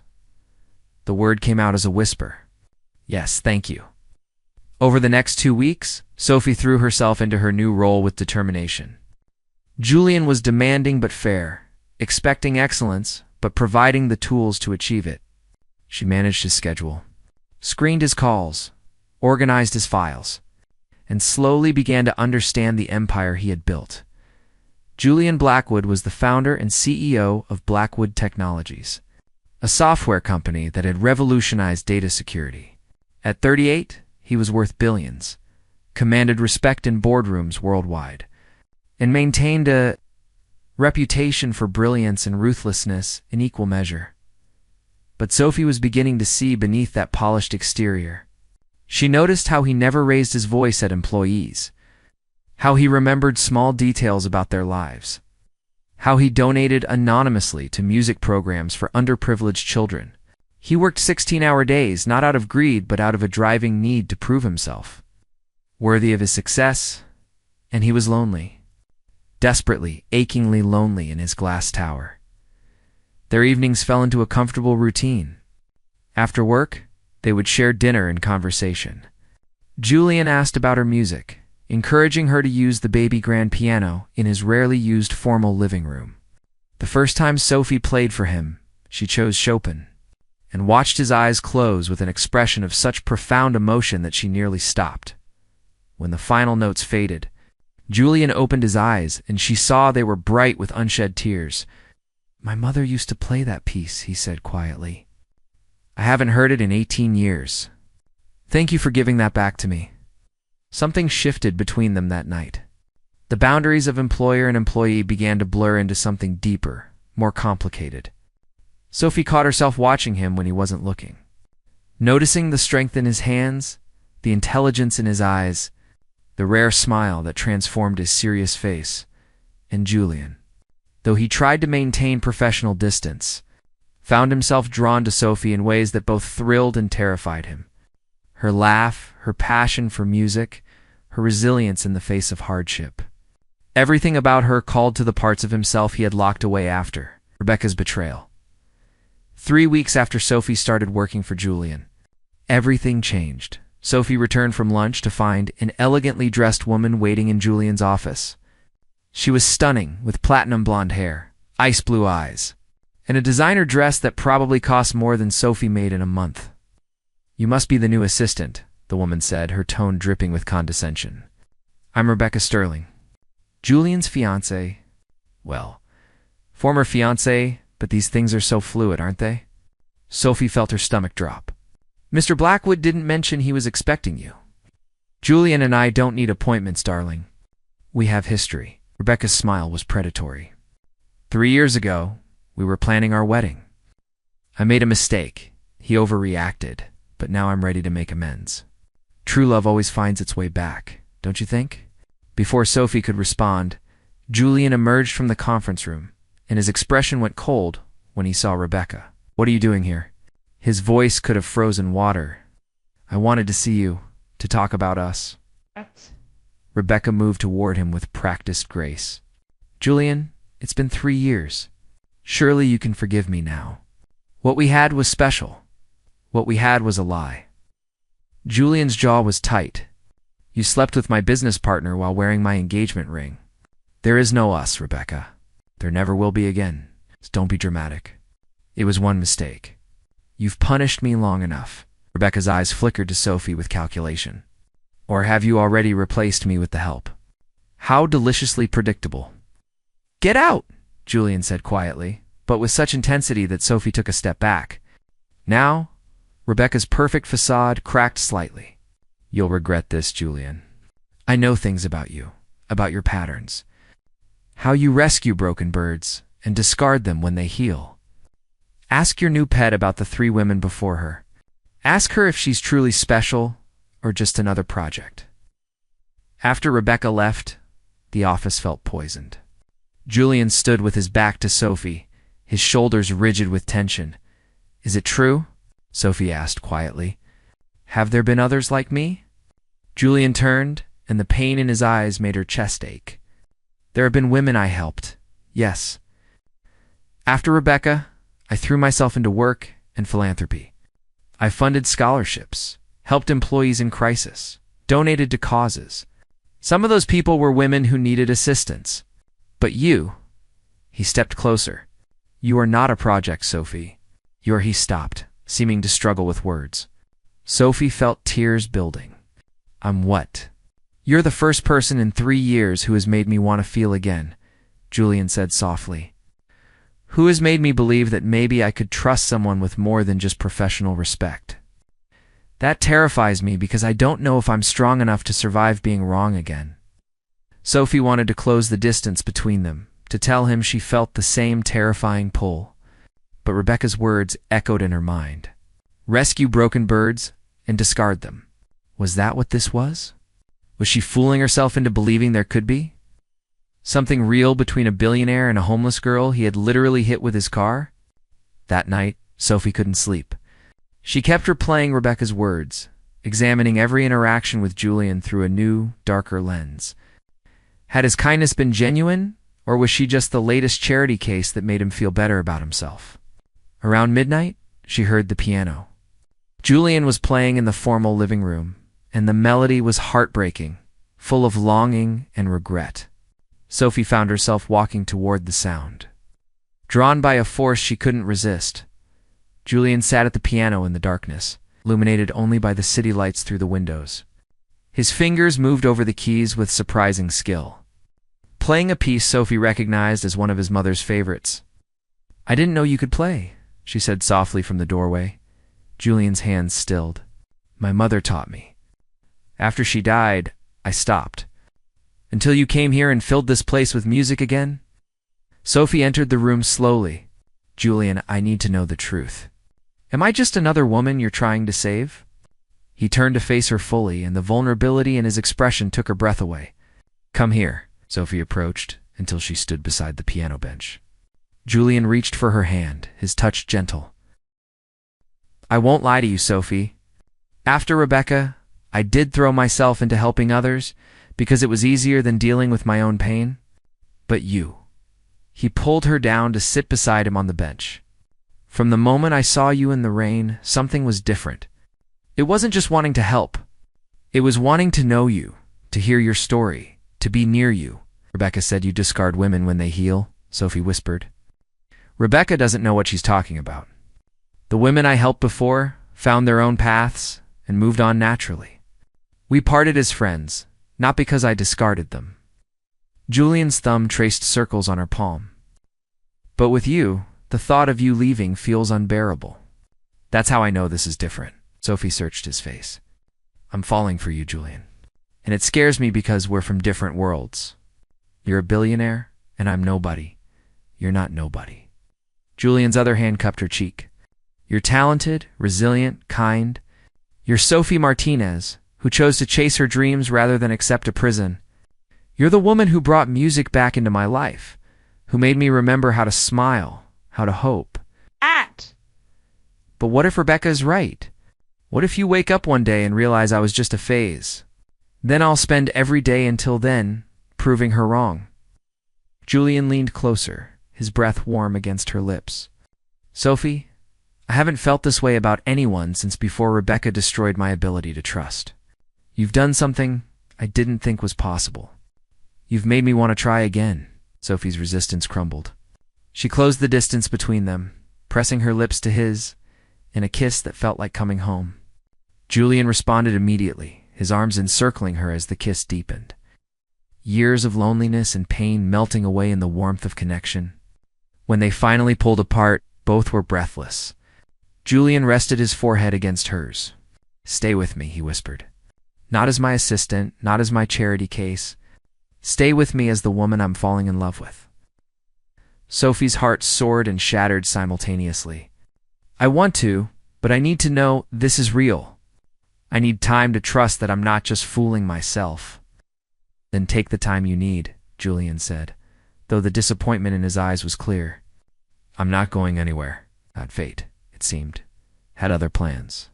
2 days later, Sophie was leaving Julian's building to pick up lunch when a familiar voice stopped her cold.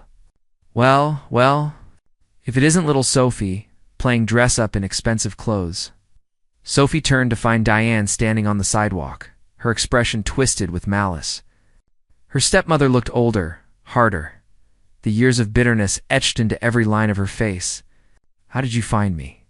Sophie asked, her voice steadier than she felt. Did you really think you could just disappear?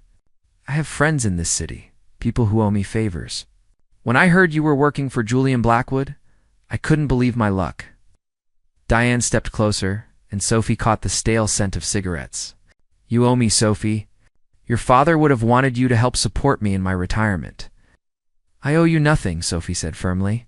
You sold everything my father left for me, including my mother's piano.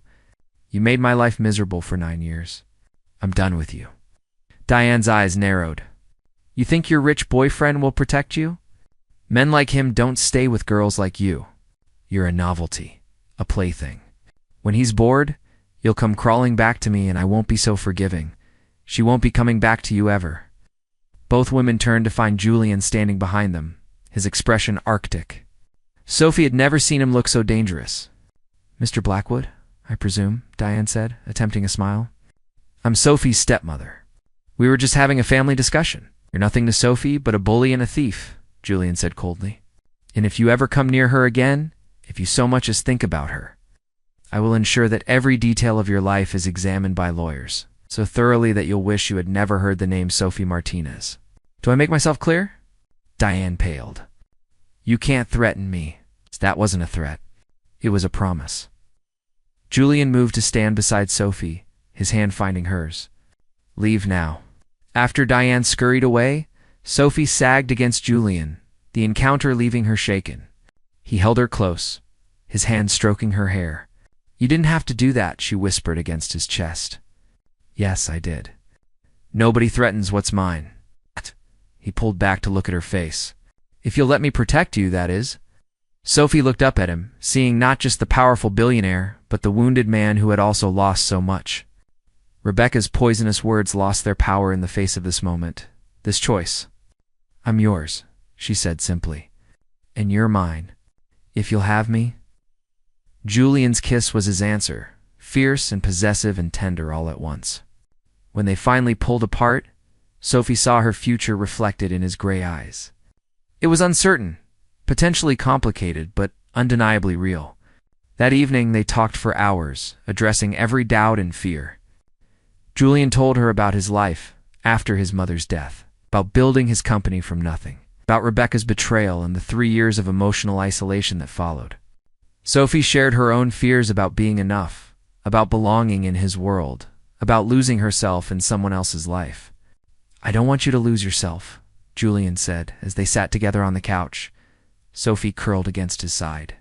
I want you to find yourself. Pursue your music. Build your own career. I'll support you however I can, but this isn't about you becoming part of my world. It's about us creating a world together. Sophie felt tears of relief and joy sliding down her cheeks. I love you, Julian Blackwood. I love you too, Sophie Martinez. He kissed her forehead. And tomorrow, I'm going to prove it. But neither of them could have anticipated how Rebecca's encounter would set off a chain of events that test everything they had just promised each other. The next morning, Sophie woke in Julian's arms for the first time. Sunlight filtered through the curtains of his bedroom, casting golden patterns across the sheets. She studied his face in sleep. The hard lines softened, the vulnerability he rarely showed visible in the peaceful expression. Her heart swelled with love so intense it almost frightened her. Julian's eyes opened slowly, and when he saw her watching him, he smiled. Good morning, beautiful. Good morning, Sophie whispered, still marveling that this was real. Julian pulled her closer, kissing her softly. I meant what I said last night. I'm going to prove how much you mean to me. Starting today. After breakfast, Julian led Sophie to his study and opened his laptop. I've been doing research. There's a music conservatory in Boston that offers programs for adult students. They have a scholarship fund that I happen to donate to. I'd like you to audition. Sophie's breath caught. Julian, I can't accept that. It would be using your influence. The audition is yours to pass or fail on your own merit, Julian said firmly. I'm simply making sure you have the opportunity. What you do with it depends entirely on your talent. And Sophie, you have extraordinary talent. Tears filled her eyes. You really believe in me? It's more than you believe in yourself, he said, cupping her face. But that's going to change. Over the next few weeks, Sophie threw herself into preparing for the audition. She practiced for hours each day, her confidence growing with each piece she mastered. Julian would sit and listen whenever he could, and sometimes she would catch him watching her with such profound love that it took her breath away. Their relationship deepened in ways that felt both natural and miraculous. Julian was attentive and passionate, but also respectful, giving Sophie space to grow into her own person. They talked about everything from philosophy to their favorite foods, learning each other's histories and dreams. But happiness, Sophie was learning, was often fragile. 3 weeks after her audition at the conservatory, where she had performed brilliantly and been accepted with a full scholarship, Sophie returned to the penthouse to find Rebecca Sterling sitting in the living room with Julian. The woman's presence felt like poison in their sanctuary. Sophie, perfect timing, Rebecca said with false sweetness. Julian and I were just discussing some interesting information I've uncovered. Rebecca, get out, Julian said, his voice dangerous. Not until I share what I've learned. Rebecca turned her cold gaze to Sophie.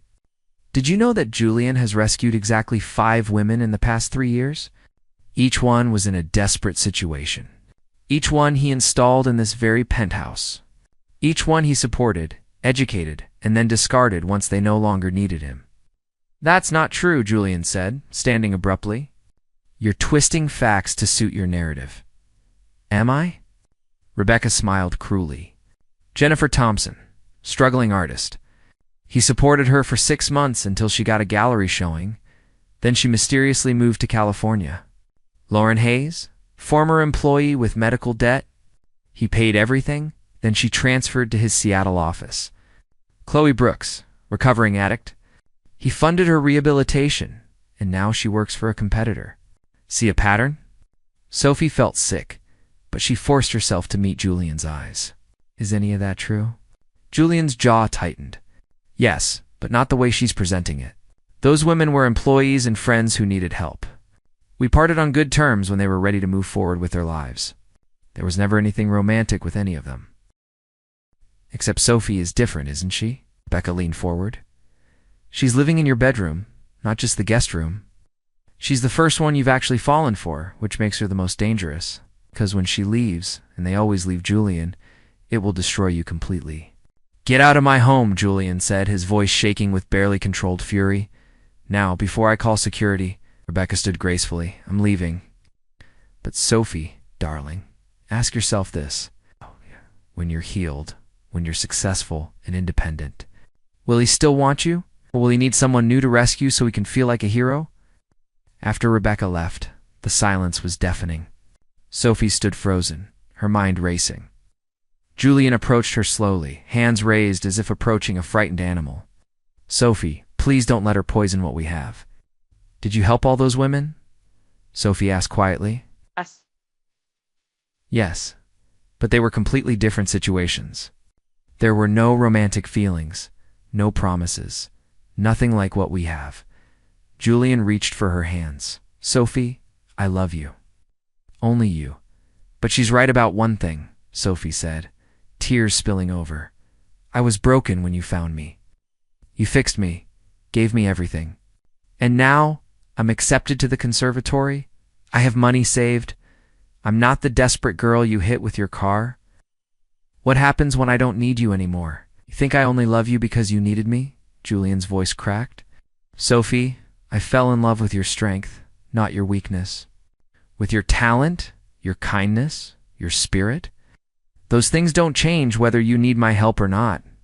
But doubt had taken root. Sophie pulled her hands away. I need time to think. I need to figure out who I am separate from you, separate from being someone you saved.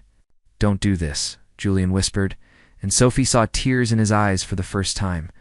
Don't let her win. This isn't about her winning. It's about me knowing that what we have is real.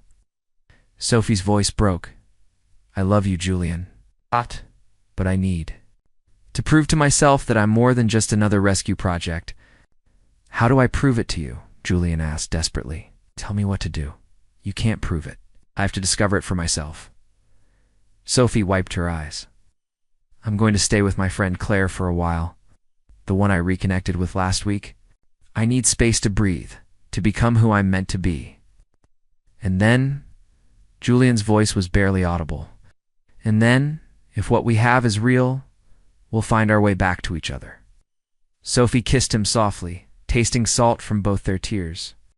I love you. Please believe that. She packed a bag while Julian stood watching, his expression shattered. When she reached the door, she turned back one last time. Julian stood in the middle of his living room, looking more alone than she had ever seen him. It took everything in her not to run back to him. Goodbye, Julian, she whispered, and walked out. The next 4 weeks were the longest of Sophie's life. She threw herself into her studies at the conservatory, practicing until her fingers ached, taking theory classes and performance workshops.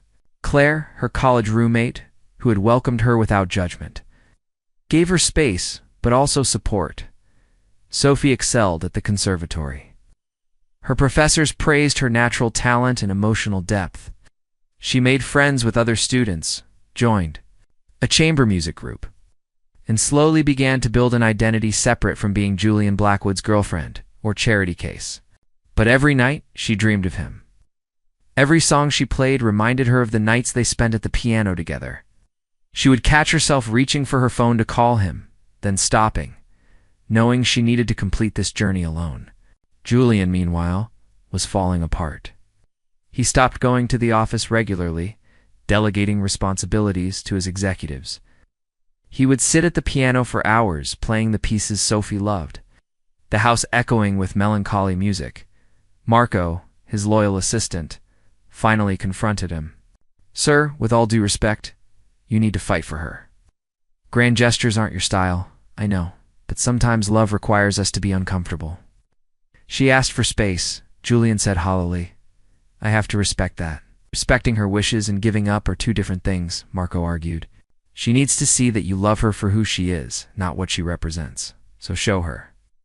That night, Julian made a decision, began making calls, pulling strings, and putting a plan into motion that would either win Sophie back or prove to her that she was right to leave. On a Friday evening for weeks after Sophie left, she received a mysterious invitation delivered to Claire's apartment. It was an embossed card inviting her to a special charity concert at Symphony Hall. The note that simply said, "Your presence would mean everything. You should go," Claire urged. Even if it's not from Julian, it sounds amazing. Sophie's hands trembled as she held the invitation. Part of her knew exactly who had sent it. What if I'm not ready? Are you happy without him? Claire asked gently. Sophie thought about the past 4 weeks. She had grown tremendously, proven herself capable and talented. But there was an ache in her chest that never went away, a Julian-shaped hole that nothing else could fill. No, she admitted. I'm proud of myself, but I'm not happy. Then maybe it's time to find out if you can be both, Claire said. Sophie wore a simple black dress she had bought with her own money from her conservatory stipend. She styled her hair in soft waves and wore her mother's silver locket. As she entered Symphony Hall, her heart pounded with anticipation and fear. The lobby was filled with Boston's elite, but an usher immediately approached her. Ms. Martinez, please follow me. He led her not to a seat in the audience, but backstage. Sophie's confusion grew until she was ushered into a private room, where she found Julian. He looked thinner, tired, but his gray eyes lit up when he saw her. He wore a tuxedo that made him devastatingly handsome, and Sophie felt her resolve weakening immediately. Thank you for coming, Julian said softly, not approaching her. Wasn't sure you would. What is this, Julian? Sophie asked, her voice shaking. "This is me proving that I see you," he said. "Really see you. Sophie, I've spent the last month learning everything about your accomplishments at the conservatory. Your professors say you're one of the most talented students they've had in years. You've composed 3 original pieces. You're teaching piano to underprivileged children on weekends. You're building a life and career based on your own merit." Tears filled Sophie's eyes. "You've been keeping track of me?" "From a distance, with respect for your privacy," Julian said, "because I wanted to understand who you're becoming independent of me. And Sophie, the woman you're becoming is extraordinary. You always were, but now you believe it too." "Why am I here?" Sophie whispered. Julian took a deep breath. "Tonight's charity concert is to raise money for a new foundation I'm starting. It's called the Martinez Music Foundation. It will provide scholarships and instruments to talented students who can't afford music education. You're here because I want you to perform as the inaugural artist. Not because you're connected to me, but because you're the most talented pianist I know." Sophie's breath caught. "Julian, I can't." "Can," he said firmly. "There are 500 people out there who paid $1,000 a ticket just to attend. None of them know you're connected to me. You're here because I told them they would witness the debut of a remarkable new talent. Prove me right, Sophie. Not for me, but for yourself." "And after?" Sophie asked, tears streaming down her face. "What happens after?" Aunt Julian stepped closer, and Sophie could see he was fighting his own tears. "After, if you'll have me, I want to spend the rest of my life loving you. Not as someone I rescued, but as an equal partner. As the woman who rescued me from a life of loneliness and fear. As my Sophie, who is brave and talented and strong enough to walk away when she needed to find herself. I love you," Sophie sobbed. "I never stopped.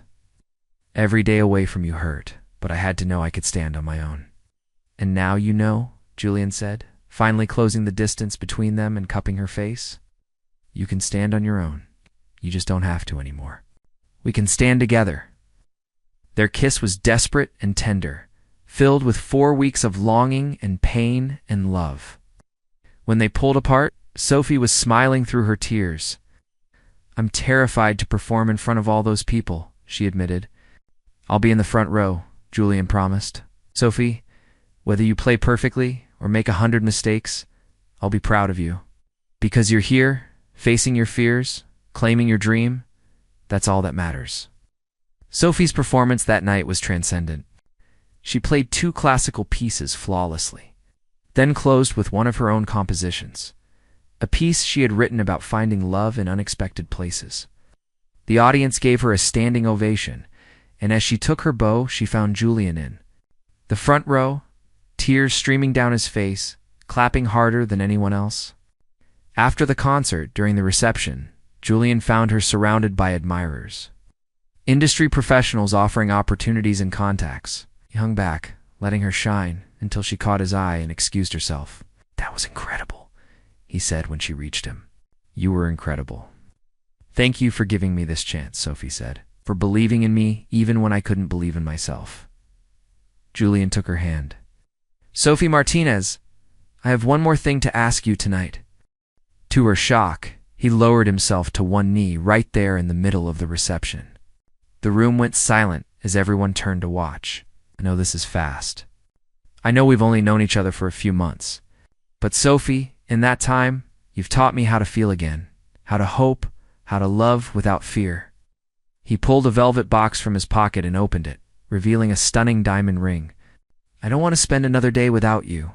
Marry me. Be my partner, my equal, my everything. Let me spend the rest of my life proving that you're not a rescue project, but the love of my life." Sophie looked at the ring, then at Julian's face, and finally at the crowd of people watching with eager anticipation. 6 months ago, she had been homeless and hopeless. Now, she was a successful music student, a scholarship recipient, a performer, and most importantly, a woman who knew her own worth. "Yes," she said clearly, loudly enough for everyone to hear. "Yes, Julian Blackwood, I'll marry you." The room erupted in applause as Julian slid the ring onto her finger and stood, lifting her into his arms and spinning her around. Their kiss was witnessed by 500 strangers, would later say they had never seen two people more perfectly matched. 3 months later, on a perfect autumn day, Sophie Martinez became Sophie Blackwood in an intimate ceremony at Julian's estate. Instead of a traditional wedding march, they walked down the aisle together to a piano piece Sophie had composed, called Coming Home. Claire was her maid of honor. Marco was Julian's best man, and 50 close friends and family witnessed their vows. Sophie had insisted on reconciling with her father's cousin Margaret, who attended with tears in her eyes. Apologizing for her coldness and embracing Sophie with genuine warmth. Even Diane had sent a card, though Sophie had chosen not to invite her. Some bridges, she decided, were better left burned. During the reception, Sophie and Julian performed a piano duet they had rehearsed in secret. As their fingers danced across the keys in perfect harmony, everyone in attendance understood that this was more than a marriage. It was the joining of two souls who had found in each other the missing pieces of themselves. 1 year later, Sophie stood in the music room of what was now called the Martinez Music Center, watching 15 children from underprivileged backgrounds receive free instruments and scholarship certificates. The center, funded by Julian but operated independently by Sophie and a board of music educators, had become her passion project. She was also 6 months pregnant with their first child, a fact that filled both her and Julian with joy and wonder. Julian appeared in the doorway. Watching his wife with an expression of pure love, Sophie caught his eye and smiled, the kind of smile that said everything words couldn't express. That evening, as they sat together at the piano in their home, Julian's hand resting on Sophie's growing belly, they played together the melody that had started it all. The one Sophie had composed her first night in his penthouse, when she had been broken and lost, and he had been lonely and afraid. "Do you ever regret it?" Sophie asked softly. "Taking in a homeless girl you literally hit with your car." Julian laughed, kissing her temple. "Best accident of my life, though I prefer to think of it as destiny giving us both a push in the right direction." "I love you, Julian Blackwood," Sophie said, leaning into his warmth. "I love you too, Sophie Blackwood," he replied. "My wife, my partner, my home, their daughter." When she was born 3 months later, would be named Aria, and she would grow up in a house filled with music and love. Learning from her parents that the most beautiful symphonies often begin with the most unexpected notes, Sophie never forgot where she came from, the rain-soaked streets, the fear, the desperation, but she also never forgot that sometimes, in our darkest moments, fate intervenes. Sometimes a wrong turn leads to exactly where we were meant to be all along. And sometimes, the person who saves you ends up being the person you save in return. The End Decalogue. 5 years later, the grand opening of the Sophie Blackwood Performing Arts Academy was attended by over 1,000 people. The state-of-the-art facility, built on the grounds of what had once been an abandoned warehouse in South Boston, now housed practice rooms, concert halls, and classrooms where disadvantaged youth could study music for free. Sophie, now 30 years old and recognized as one of Boston's most promising composers and philanthropists, stood at the podium with Julian beside her and their 2 children, Aria and Marcus, playing in the front row under Claire's watchful eye. 5 years ago, Sophie began, her voice steady and confident, I was homeless, scared, and convinced that my dreams were dead.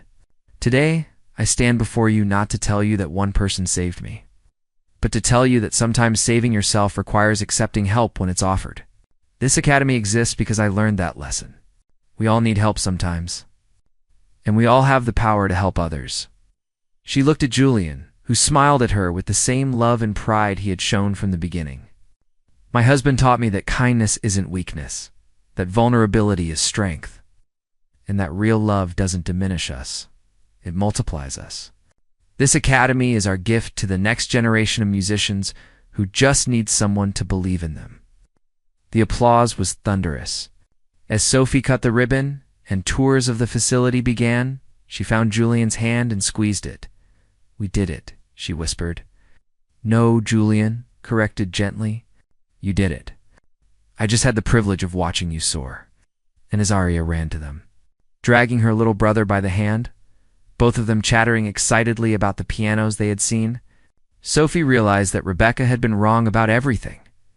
Julian didn't collect broken birds to fix them. He simply recognized that everyone deserves a chance to heal, to grow, to become who they were always meant to be. And in helping others find their wings, he had finally found his own.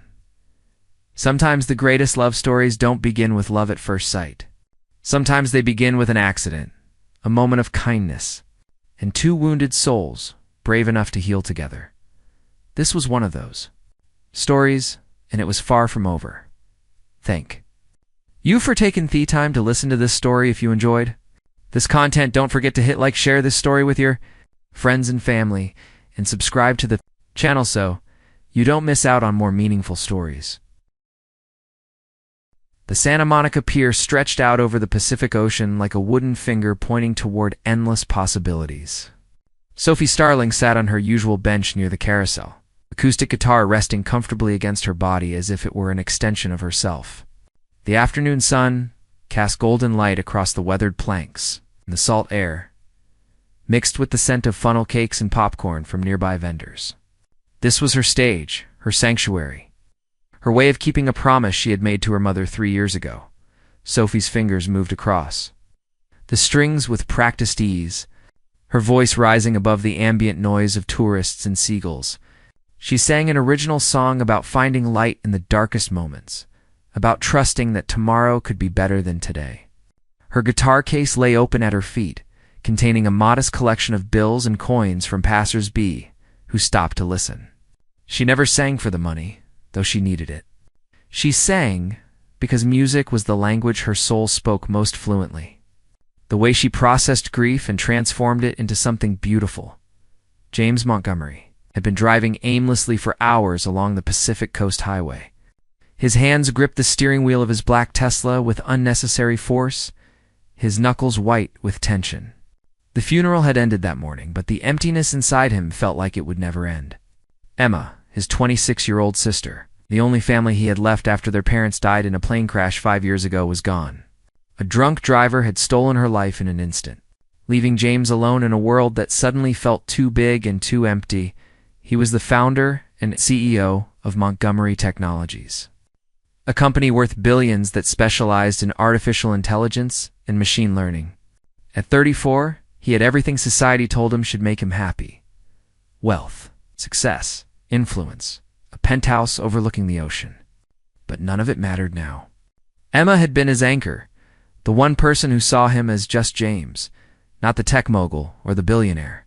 She had kept him grounded, made him laugh, reminded him that life was about more than quarterly earnings and stock prices. James parked his car without really knowing where he was and stepped out into the California sunshine that felt too bright for his mood. He walked toward the pier, his expensive Italian shoes making hollow sounds on the wooden planks. The sounds of laughter and music seemed obscene when his heart was breaking. But he kept walking, drawn forward by something he could not name. That was when he heard it. A voice, clear and achingly beautiful, singing words that seemed to reach inside his chest and touch the raw wound there. When the darkness feels too heavy and you cannot see the dawn, remember that the morning always comes to greet the sun. Hold on, just hold on, because love is stronger than the grave. James stopped walking. His breath caught in his throat. He turned toward the source of the voice and saw her, a young woman with auburn hair that caught the light like burnished copper, sitting on a bench with a guitar. She wore a simple yellow sundress and sandals, nothing designer or expensive. But she possessed a grace that money could not buy. Her eyes were closed as she sang, completely immersed in the music. And James found himself moving closer without conscious decision. He stood about 10 feet away, transfixed. The lyrics spoke directly to his pain, as if this stranger somehow knew exactly what he was feeling. Tears began to stream down his face, and for the first time since Emma died, he did not try to stop them. Other people walked past, some stopping to listen, some dropping money in the guitar case, but James could not move. He felt frozen in place by the power of this moment, by the inexplicable sense that he was exactly where he needed to be. When Sophie finished the song, she opened her eyes. Her gaze immediately found James, and something passed between them in that instant. Recognition, though they had never met. Connection, though they were strangers. She saw the tears on his face and the devastation in his eyes, and her expression softened with compassion. She did not look away, and neither did he.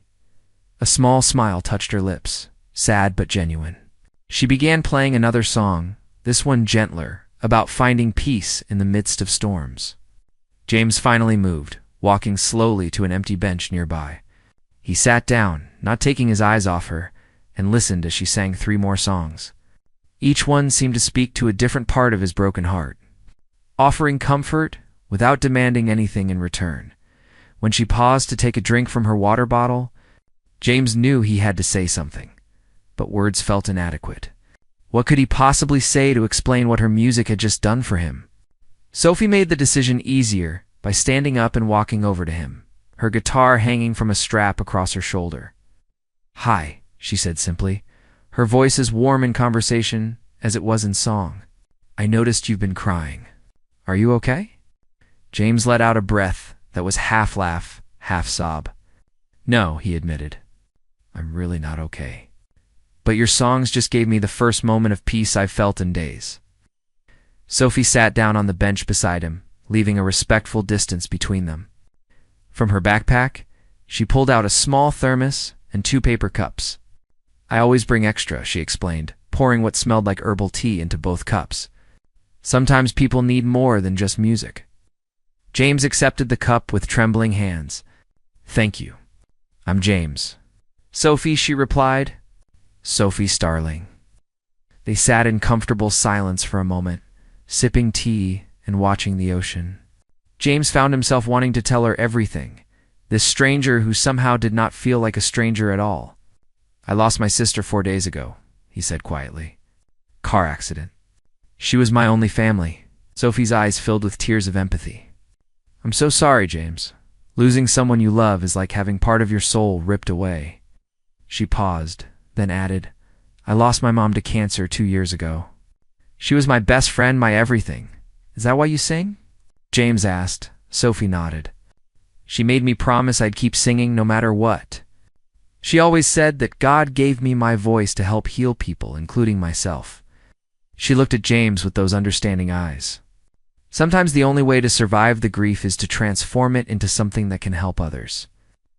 "Your mother was wise," James said, "and she was right about your voice. It's extraordinary." They talked until the sun began to set, painting the sky in shades of orange and pink. Sophie told him about her childhood, about learning to play guitar from her father, about the small apartments she shared with 2 roommates in Venice Beach. James found himself opening up in ways he never did. Even with his closest business associates, he told her about Emma, about their childhood, about how success had never filled the empty spaces in his life. "Will you be here tomorrow?" James asked as Sophie began packing up her guitar. "I'm here every day from 2 to 6, Sophie replied. "Same bench, same songs, though I try to write new ones when inspiration strikes." "Then I'll see you tomorrow," James said with certainty. Sophie smiled, a real smile that reached her eyes. "I'll be here." As James walked back to his car, he realized that for the first time since Emma died, he was thinking about tomorrow instead of drowning in yesterday. He did not understand what had just happened, but he knew that meeting Sophie Starling was not a coincidence. It felt like grace, like an answer to a prayer he had not known how to pray. That night, James slept better than he had in days. And when he woke up, his first thought was not of loss, but of the auburn-haired singer who had reminded him that hope still existed in the world. James returned to the pier the next day at exactly 2 o'clock. He had canceled 3 important meetings and ignored dozens of emails from his executive team, something he had never done before in his entire career. His assistant, Patricia, had called him twice to confirm he was all right, and he had simply told her he needed a few days. For the first time in his life, work felt secondary to something else, something he could not quite name yet, but desperately needed to pursue. Sophie was already there when he arrived. Tuning her guitar with careful attention, she looked up as he approached, and her face lit up with a smile that made his heart beat faster. "You came back," she said, and there was genuine happiness in her voice. "I told you I would," James replied, sitting on the bench he had occupied the day before. I couldn't stay away. Over the next 2 weeks, this became their routine. James would arrive at the pier every afternoon, and Sophie would sing while he listened. Between songs, they would talk about everything and nothing. She told him about her dreams of recording an album someday, about the children's hospital where she volunteered to sing for sick kids every Sunday morning. He told her about his company, about the pressure of running a business that employed thousands of people, about how he had lost himself somewhere. Along the way to success, Sophie never treated him differently when she learned the full extent of his wealth. She did not ask for anything or change the way she spoke to him. In fact, she seemed more interested in the James, who loved classic literature and had once dreamed of being a teacher, than in the billionaire who appeared on magazine covers. This was intoxicating to James, who had grown accustomed to people wanting something from him. One Thursday afternoon, as Sophie finished singing a particularly moving ballad about second chances, James made a decision. "Sophie, would you have dinner with me tonight? A real dinner, not just tea and conversation on this bench." Sophie hesitated, her fingers still resting on the guitar strings. "James, I need to be honest with you about something. I don't fit into your world. I live in a tiny apartment. I sing for tips, and I shop at thrift stores. If this is going somewhere, you need to know that I'm never going to be the kind of woman who attends fancy galas or wears designer dresses." And James reached across the space between them and took her hand. "Sophie, I don't want you to fit into my world. I want to find a new world that fits both of us. Please, just dinner. Nothing fancy, I promise. There's a small Italian place in Venice Beach that Emma used to love. They make the best lasagna you've ever tasted, and nobody there cares who I am." Sophie looked into his eyes and saw such vulnerability there that her defenses melted. "Okay," she said softly. "Yes, I'd love to have dinner with you." That evening at Mama Rosa's Italian kitchen, surrounded by checkered tablecloths and the scent of garlic bread, James and Sophie shared their first real date. They laughed more than James had laughed in years. Sophie told him embarrassing stories about her first open mic performances, and James admitted that he had once accidentally sent a text meant for his sister to his entire board of directors. The walls between them continued to dissolve, and by the time they shared a slice of tiramisu, James knew with absolute certainty that he was falling in love with her. 2 weeks later, Sophie performed at a charity event for homeless youth at a community center in downtown Los Angeles. James sat in the back row, watching her command the stage with nothing but her voice and guitar. The audience was completely captivated, and he felt an overwhelming pride mixed with something deeper. After the performance, a music producer approached Sophie with a business card, expressing interest in her work. On the drive back to her apartment, Sophie was quiet. "What's wrong?" James asked, sensing her conflict. "That producer offered to set up a meeting," Sophie said. "He thinks I could make it in the Christian music industry. But James, I'm afraid. What if I get caught up in that world and lose the reason I sing in the first place? What if it becomes about fame and money instead of ministry?" James pulled the car over and turned to face her. "Sophie, talent like yours is a gift that deserves to be shared with more than just the people who walk past the pier. I'm not saying you have to take every opportunity that comes your way, but don't let fear keep you from exploring what God might have planned for you." "You're right," Sophie admitted. "I just wish my mom was here to tell me what to do. She'd tell you to trust yourself," James said gently, "and she'd tell you that you don't have to walk this path alone." Their relationship deepened over the following months. James introduced Sophie to his closest friends. She brought him to her church, where he found himself genuinely moved by the worship and community. He had not been inside a church since his parents' funeral. But with Sophie beside him, singing with her whole heart, he felt something stirring in his own soul. Maybe faith was not about having all the answers. Maybe it was about being willing to trust in something bigger than yourself. In November, Sophie agreed to perform at a 3-day outdoor festival for a children's hospital fundraiser. The weather forecast predicted rain, but she was determined to keep her commitment. James begged her to at least wear a jacket, but Sophie insisted that her dress was fine, and that she would be moving around enough to stay warm.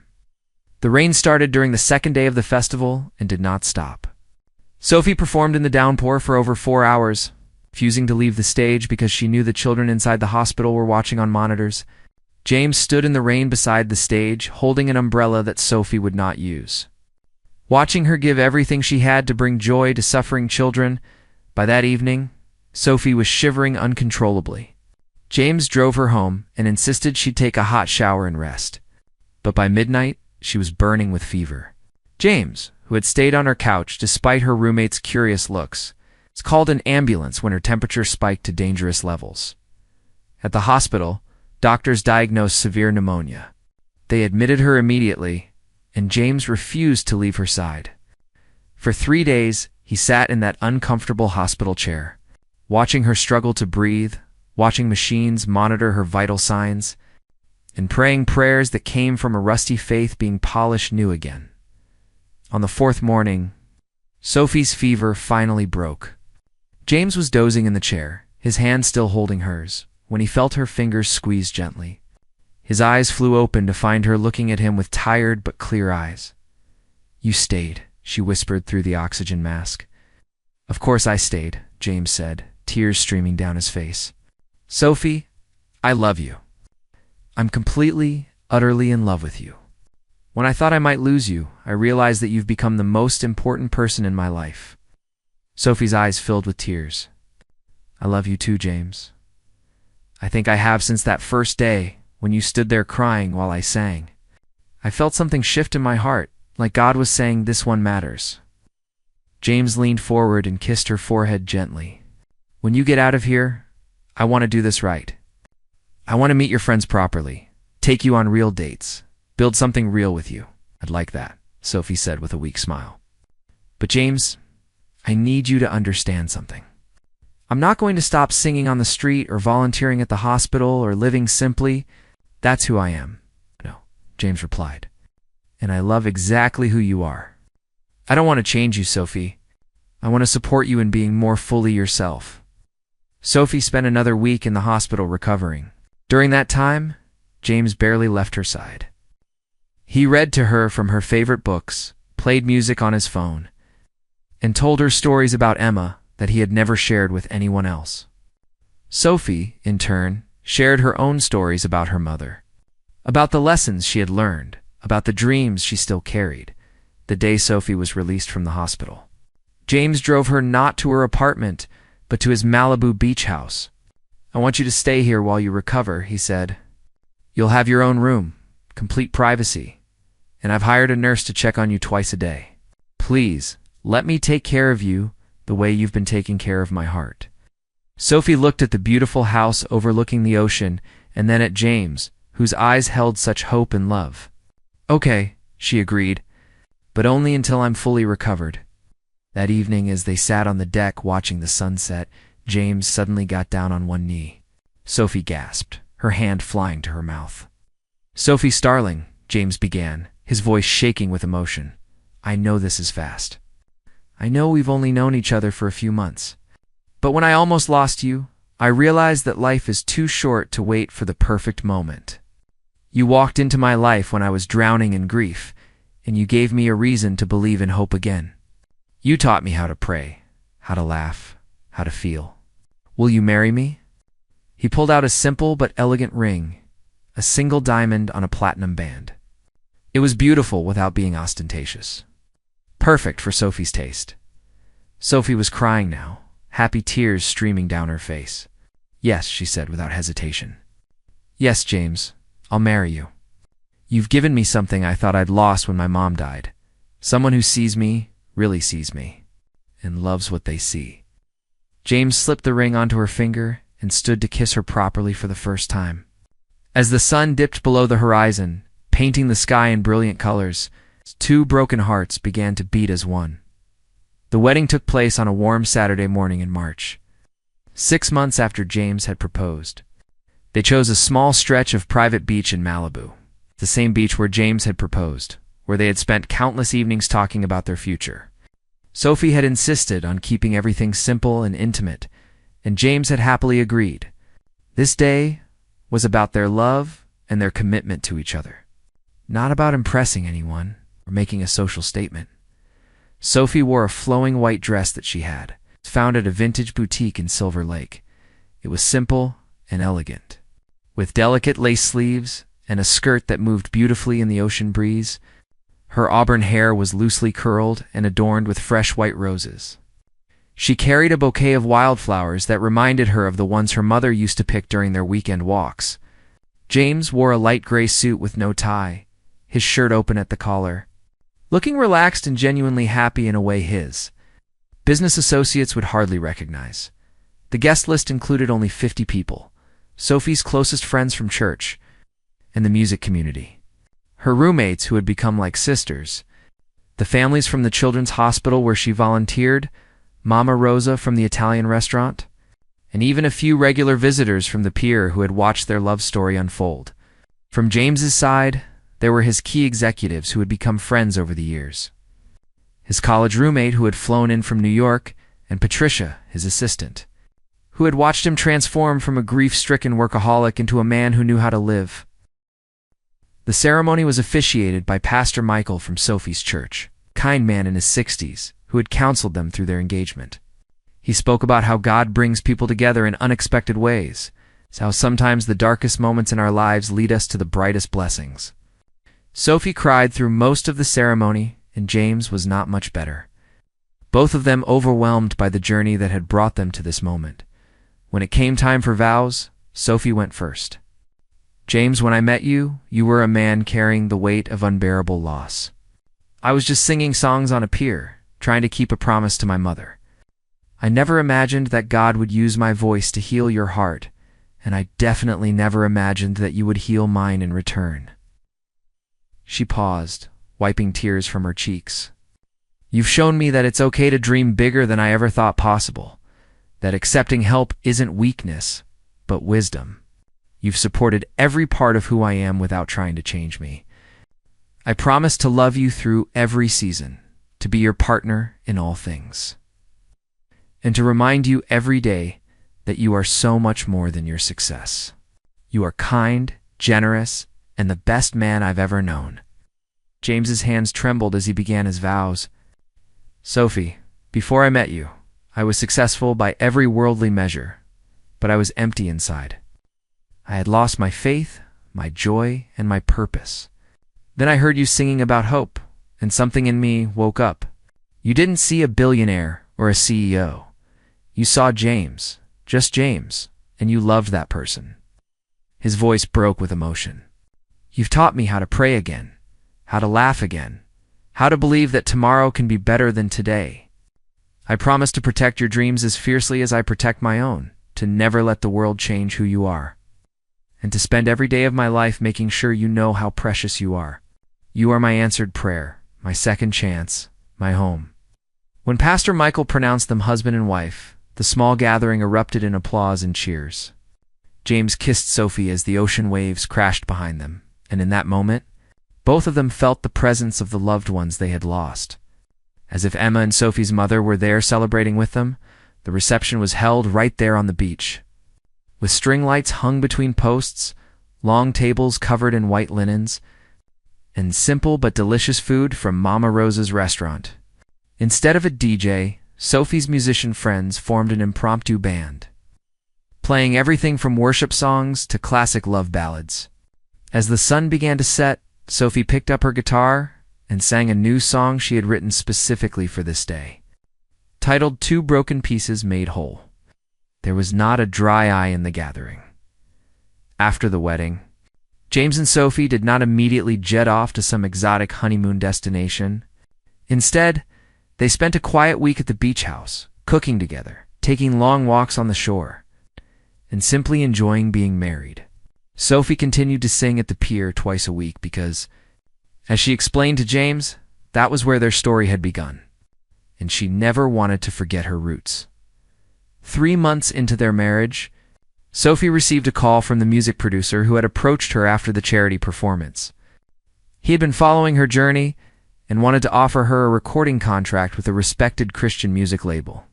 This time, with James's encouragement and Pastor Michael's guidance, Sophie felt ready to explore the opportunity. They met with the producer, a genuine man named Robert Chen, who shared Sophie's faith and understood her desire to stay true to her calling. I don't want to make you into something you're not, Robert explained. I want to help you reach more people with the gift God gave you. Your authenticity is what makes you special. Over the next 6 months, Sophie worked on her first album. James converted one of the rooms in their beach house into a home studio where she could write and practice. He sat in on recording sessions, offering support, but never trying to control the creative process. The album, titled Songs from the Pier, included the song she had been singing the day they met. The Man Who Found Hope, which was her completed version of the song about James, and 11 other original compositions. When the album released in September, it exceeded everyone's expectations. It climbed to number 3 on the Christian music charts and received widespread acclaim for its raw honesty and beautiful melodies. Sophie began receiving invitations to perform at churches, conferences, and festivals across the country. James restructured his role at Montgomery Technologies, promoting his chief operating officer to handle day-to-day operations so he could travel with Sophie and support her growing ministry. They traveled together for the next year, and Sophie's influence grew steadily. She never forgot where she came from, though. In every city they visited, she would find a local park or public space and do a free concert. Just like her days at the Santa Monica Pier, she visited children's hospitals, sang at homeless shelters, and made time for anyone who wanted to share their story with her. James discovered a new purpose in using his resources to amplify Sophie's impact. He established the Emma Grace Foundation in memory of his sister, funding music therapy programs in hospitals and supporting young artists who wanted to use their talents for ministry. Working alongside Sophie, he found more fulfillment than he ever had in the tech industry. One evening in December, almost 2 years after they had met, Sophie and James were preparing for a concert at a large church in Austin, Texas. Sophie had been feeling tired and slightly nauseous for a few weeks, and James had been worried. That afternoon, she finally agreed to see a doctor. When Sophie emerged from the examination room, her eyes were shining with tears, but she was smiling. James jumped up from his chair in the waiting room, his heart racing. "What is it? Are you okay?" Sophie took his hands in hers. "James, I'm pregnant. We're going to have a baby." James felt the world tilt on its axis in the best possible way. He pulled Sophie into his arms, laughing and crying at the same time. "A baby," he kept repeating. "We're going to have a baby." That night during the concert, Sophie made the announcement to the audience. "Before I sing my next song, I want to share some news. My husband and I just found out today that we're expecting our first child." The church erupted in applause and cheers. This baby is such a gift, such a reminder that God is always writing new chapters in our stories. My mother used to say that every child is a promise from heaven, and I finally understand what she meant. She sang a tender song about new beginnings, and there was not a person in that church who was not moved by the moment. James stood in the wings, watching his wife glow with joy and purpose. He thanked God for the day he had wandered to that pier in his darkest hour. The pregnancy progressed beautifully.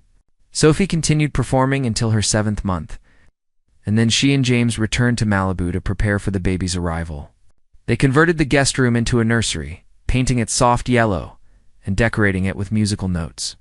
James read every parenting book he could find. Sophie sang to her growing belly every night. Their daughter was born on a sunny morning in May, exactly 3 years after James and Sophie had first met.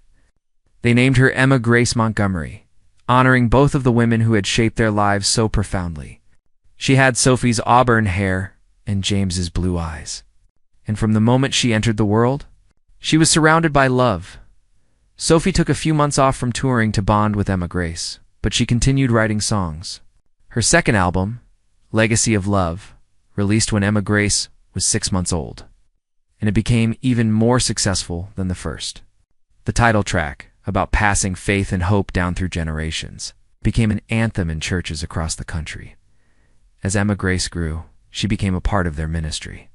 Sophie would often bring her on stage during performances, and the sight of mother and daughter together touched hearts everywhere they went. James scaled back his business involvement even further, serving only as chairman of the board at Montgomery Technologies, so he could be present for every milestone in his daughter's life. 5 years after they met, on a warm afternoon in June, James, Sophie, and Emma Grace returned to the Santa Monica Pier, Sophie brought her guitar, and they sat on the same bench where everything had begun. A small crowd gathered as Sophie began to sing, and Emma Grace, now a precocious 4-year-old, stood beside her mother and sang along in her sweet, high-voiced. James watched his wife and daughter, overwhelmed with gratitude for the journey that had brought them here.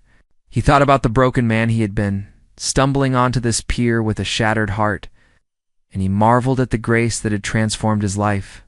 He thought about Emma, his sister, and felt certain that she would have loved Sophie and been the most amazing aunt to little Emma Grace. When Sophie finished singing, she looked at James with those same warm, understanding eyes that had captivated him from the first moment. "What are you thinking about?" she asked. "I'm thinking about how God answers prayers in ways we never expect," James said, pulling both his girls into his arms. "I came here looking for a reason to keep living, and I found everything I never knew I needed." Ow. Sophie kissed him softly. "We found each other," she corrected, "and together, we found our way home." Little Emma Grace tugged on her father's shirt. "Daddy, can we come back here next week? I want to sing for the people like Mommy does." James and Sophie exchanged a glance, both smiling. "Yes, sweetheart," Sophie said. "We can come back any time you want. This is a very special place for our family." As the sun began to set over the Pacific Ocean, the small family sat together on that bench, listening to the waves and watching the carousel spin. Tourists walked by, children laughed, and seagulls called overhead.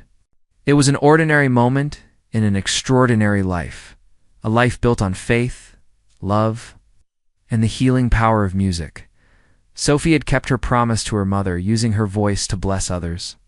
James had found his way back to faith and discovered a purpose bigger than business success. And Emma Grace was growing up surrounded by love, learning from her parents that the greatest gifts in life cannot be bought, only received with gratitude and shared with joy. Their story, which had begun with a sad millionaire and a singing woman on a pier, had become a testament to hope, to second chances, and to the beautiful way that God weaves broken threads into tapestries of grace. And this was not the ending, but rather the beginning of many more chapters yet to be written, many more songs yet to be sung, many more lives yet to be touched by the love that had changed everything between them. The music that had brought them together continued to flow through their lives, a constant reminder that even in our darkest moments, there is always a song of hope waiting to be heard. We just have to be willing to stop and listen. Thank you for taking the time to listen to this story. If you enjoyed this content, don't forget to click like, share this story with your friends and family, and subscribe to the channel so you don't miss out on more meaningful stories.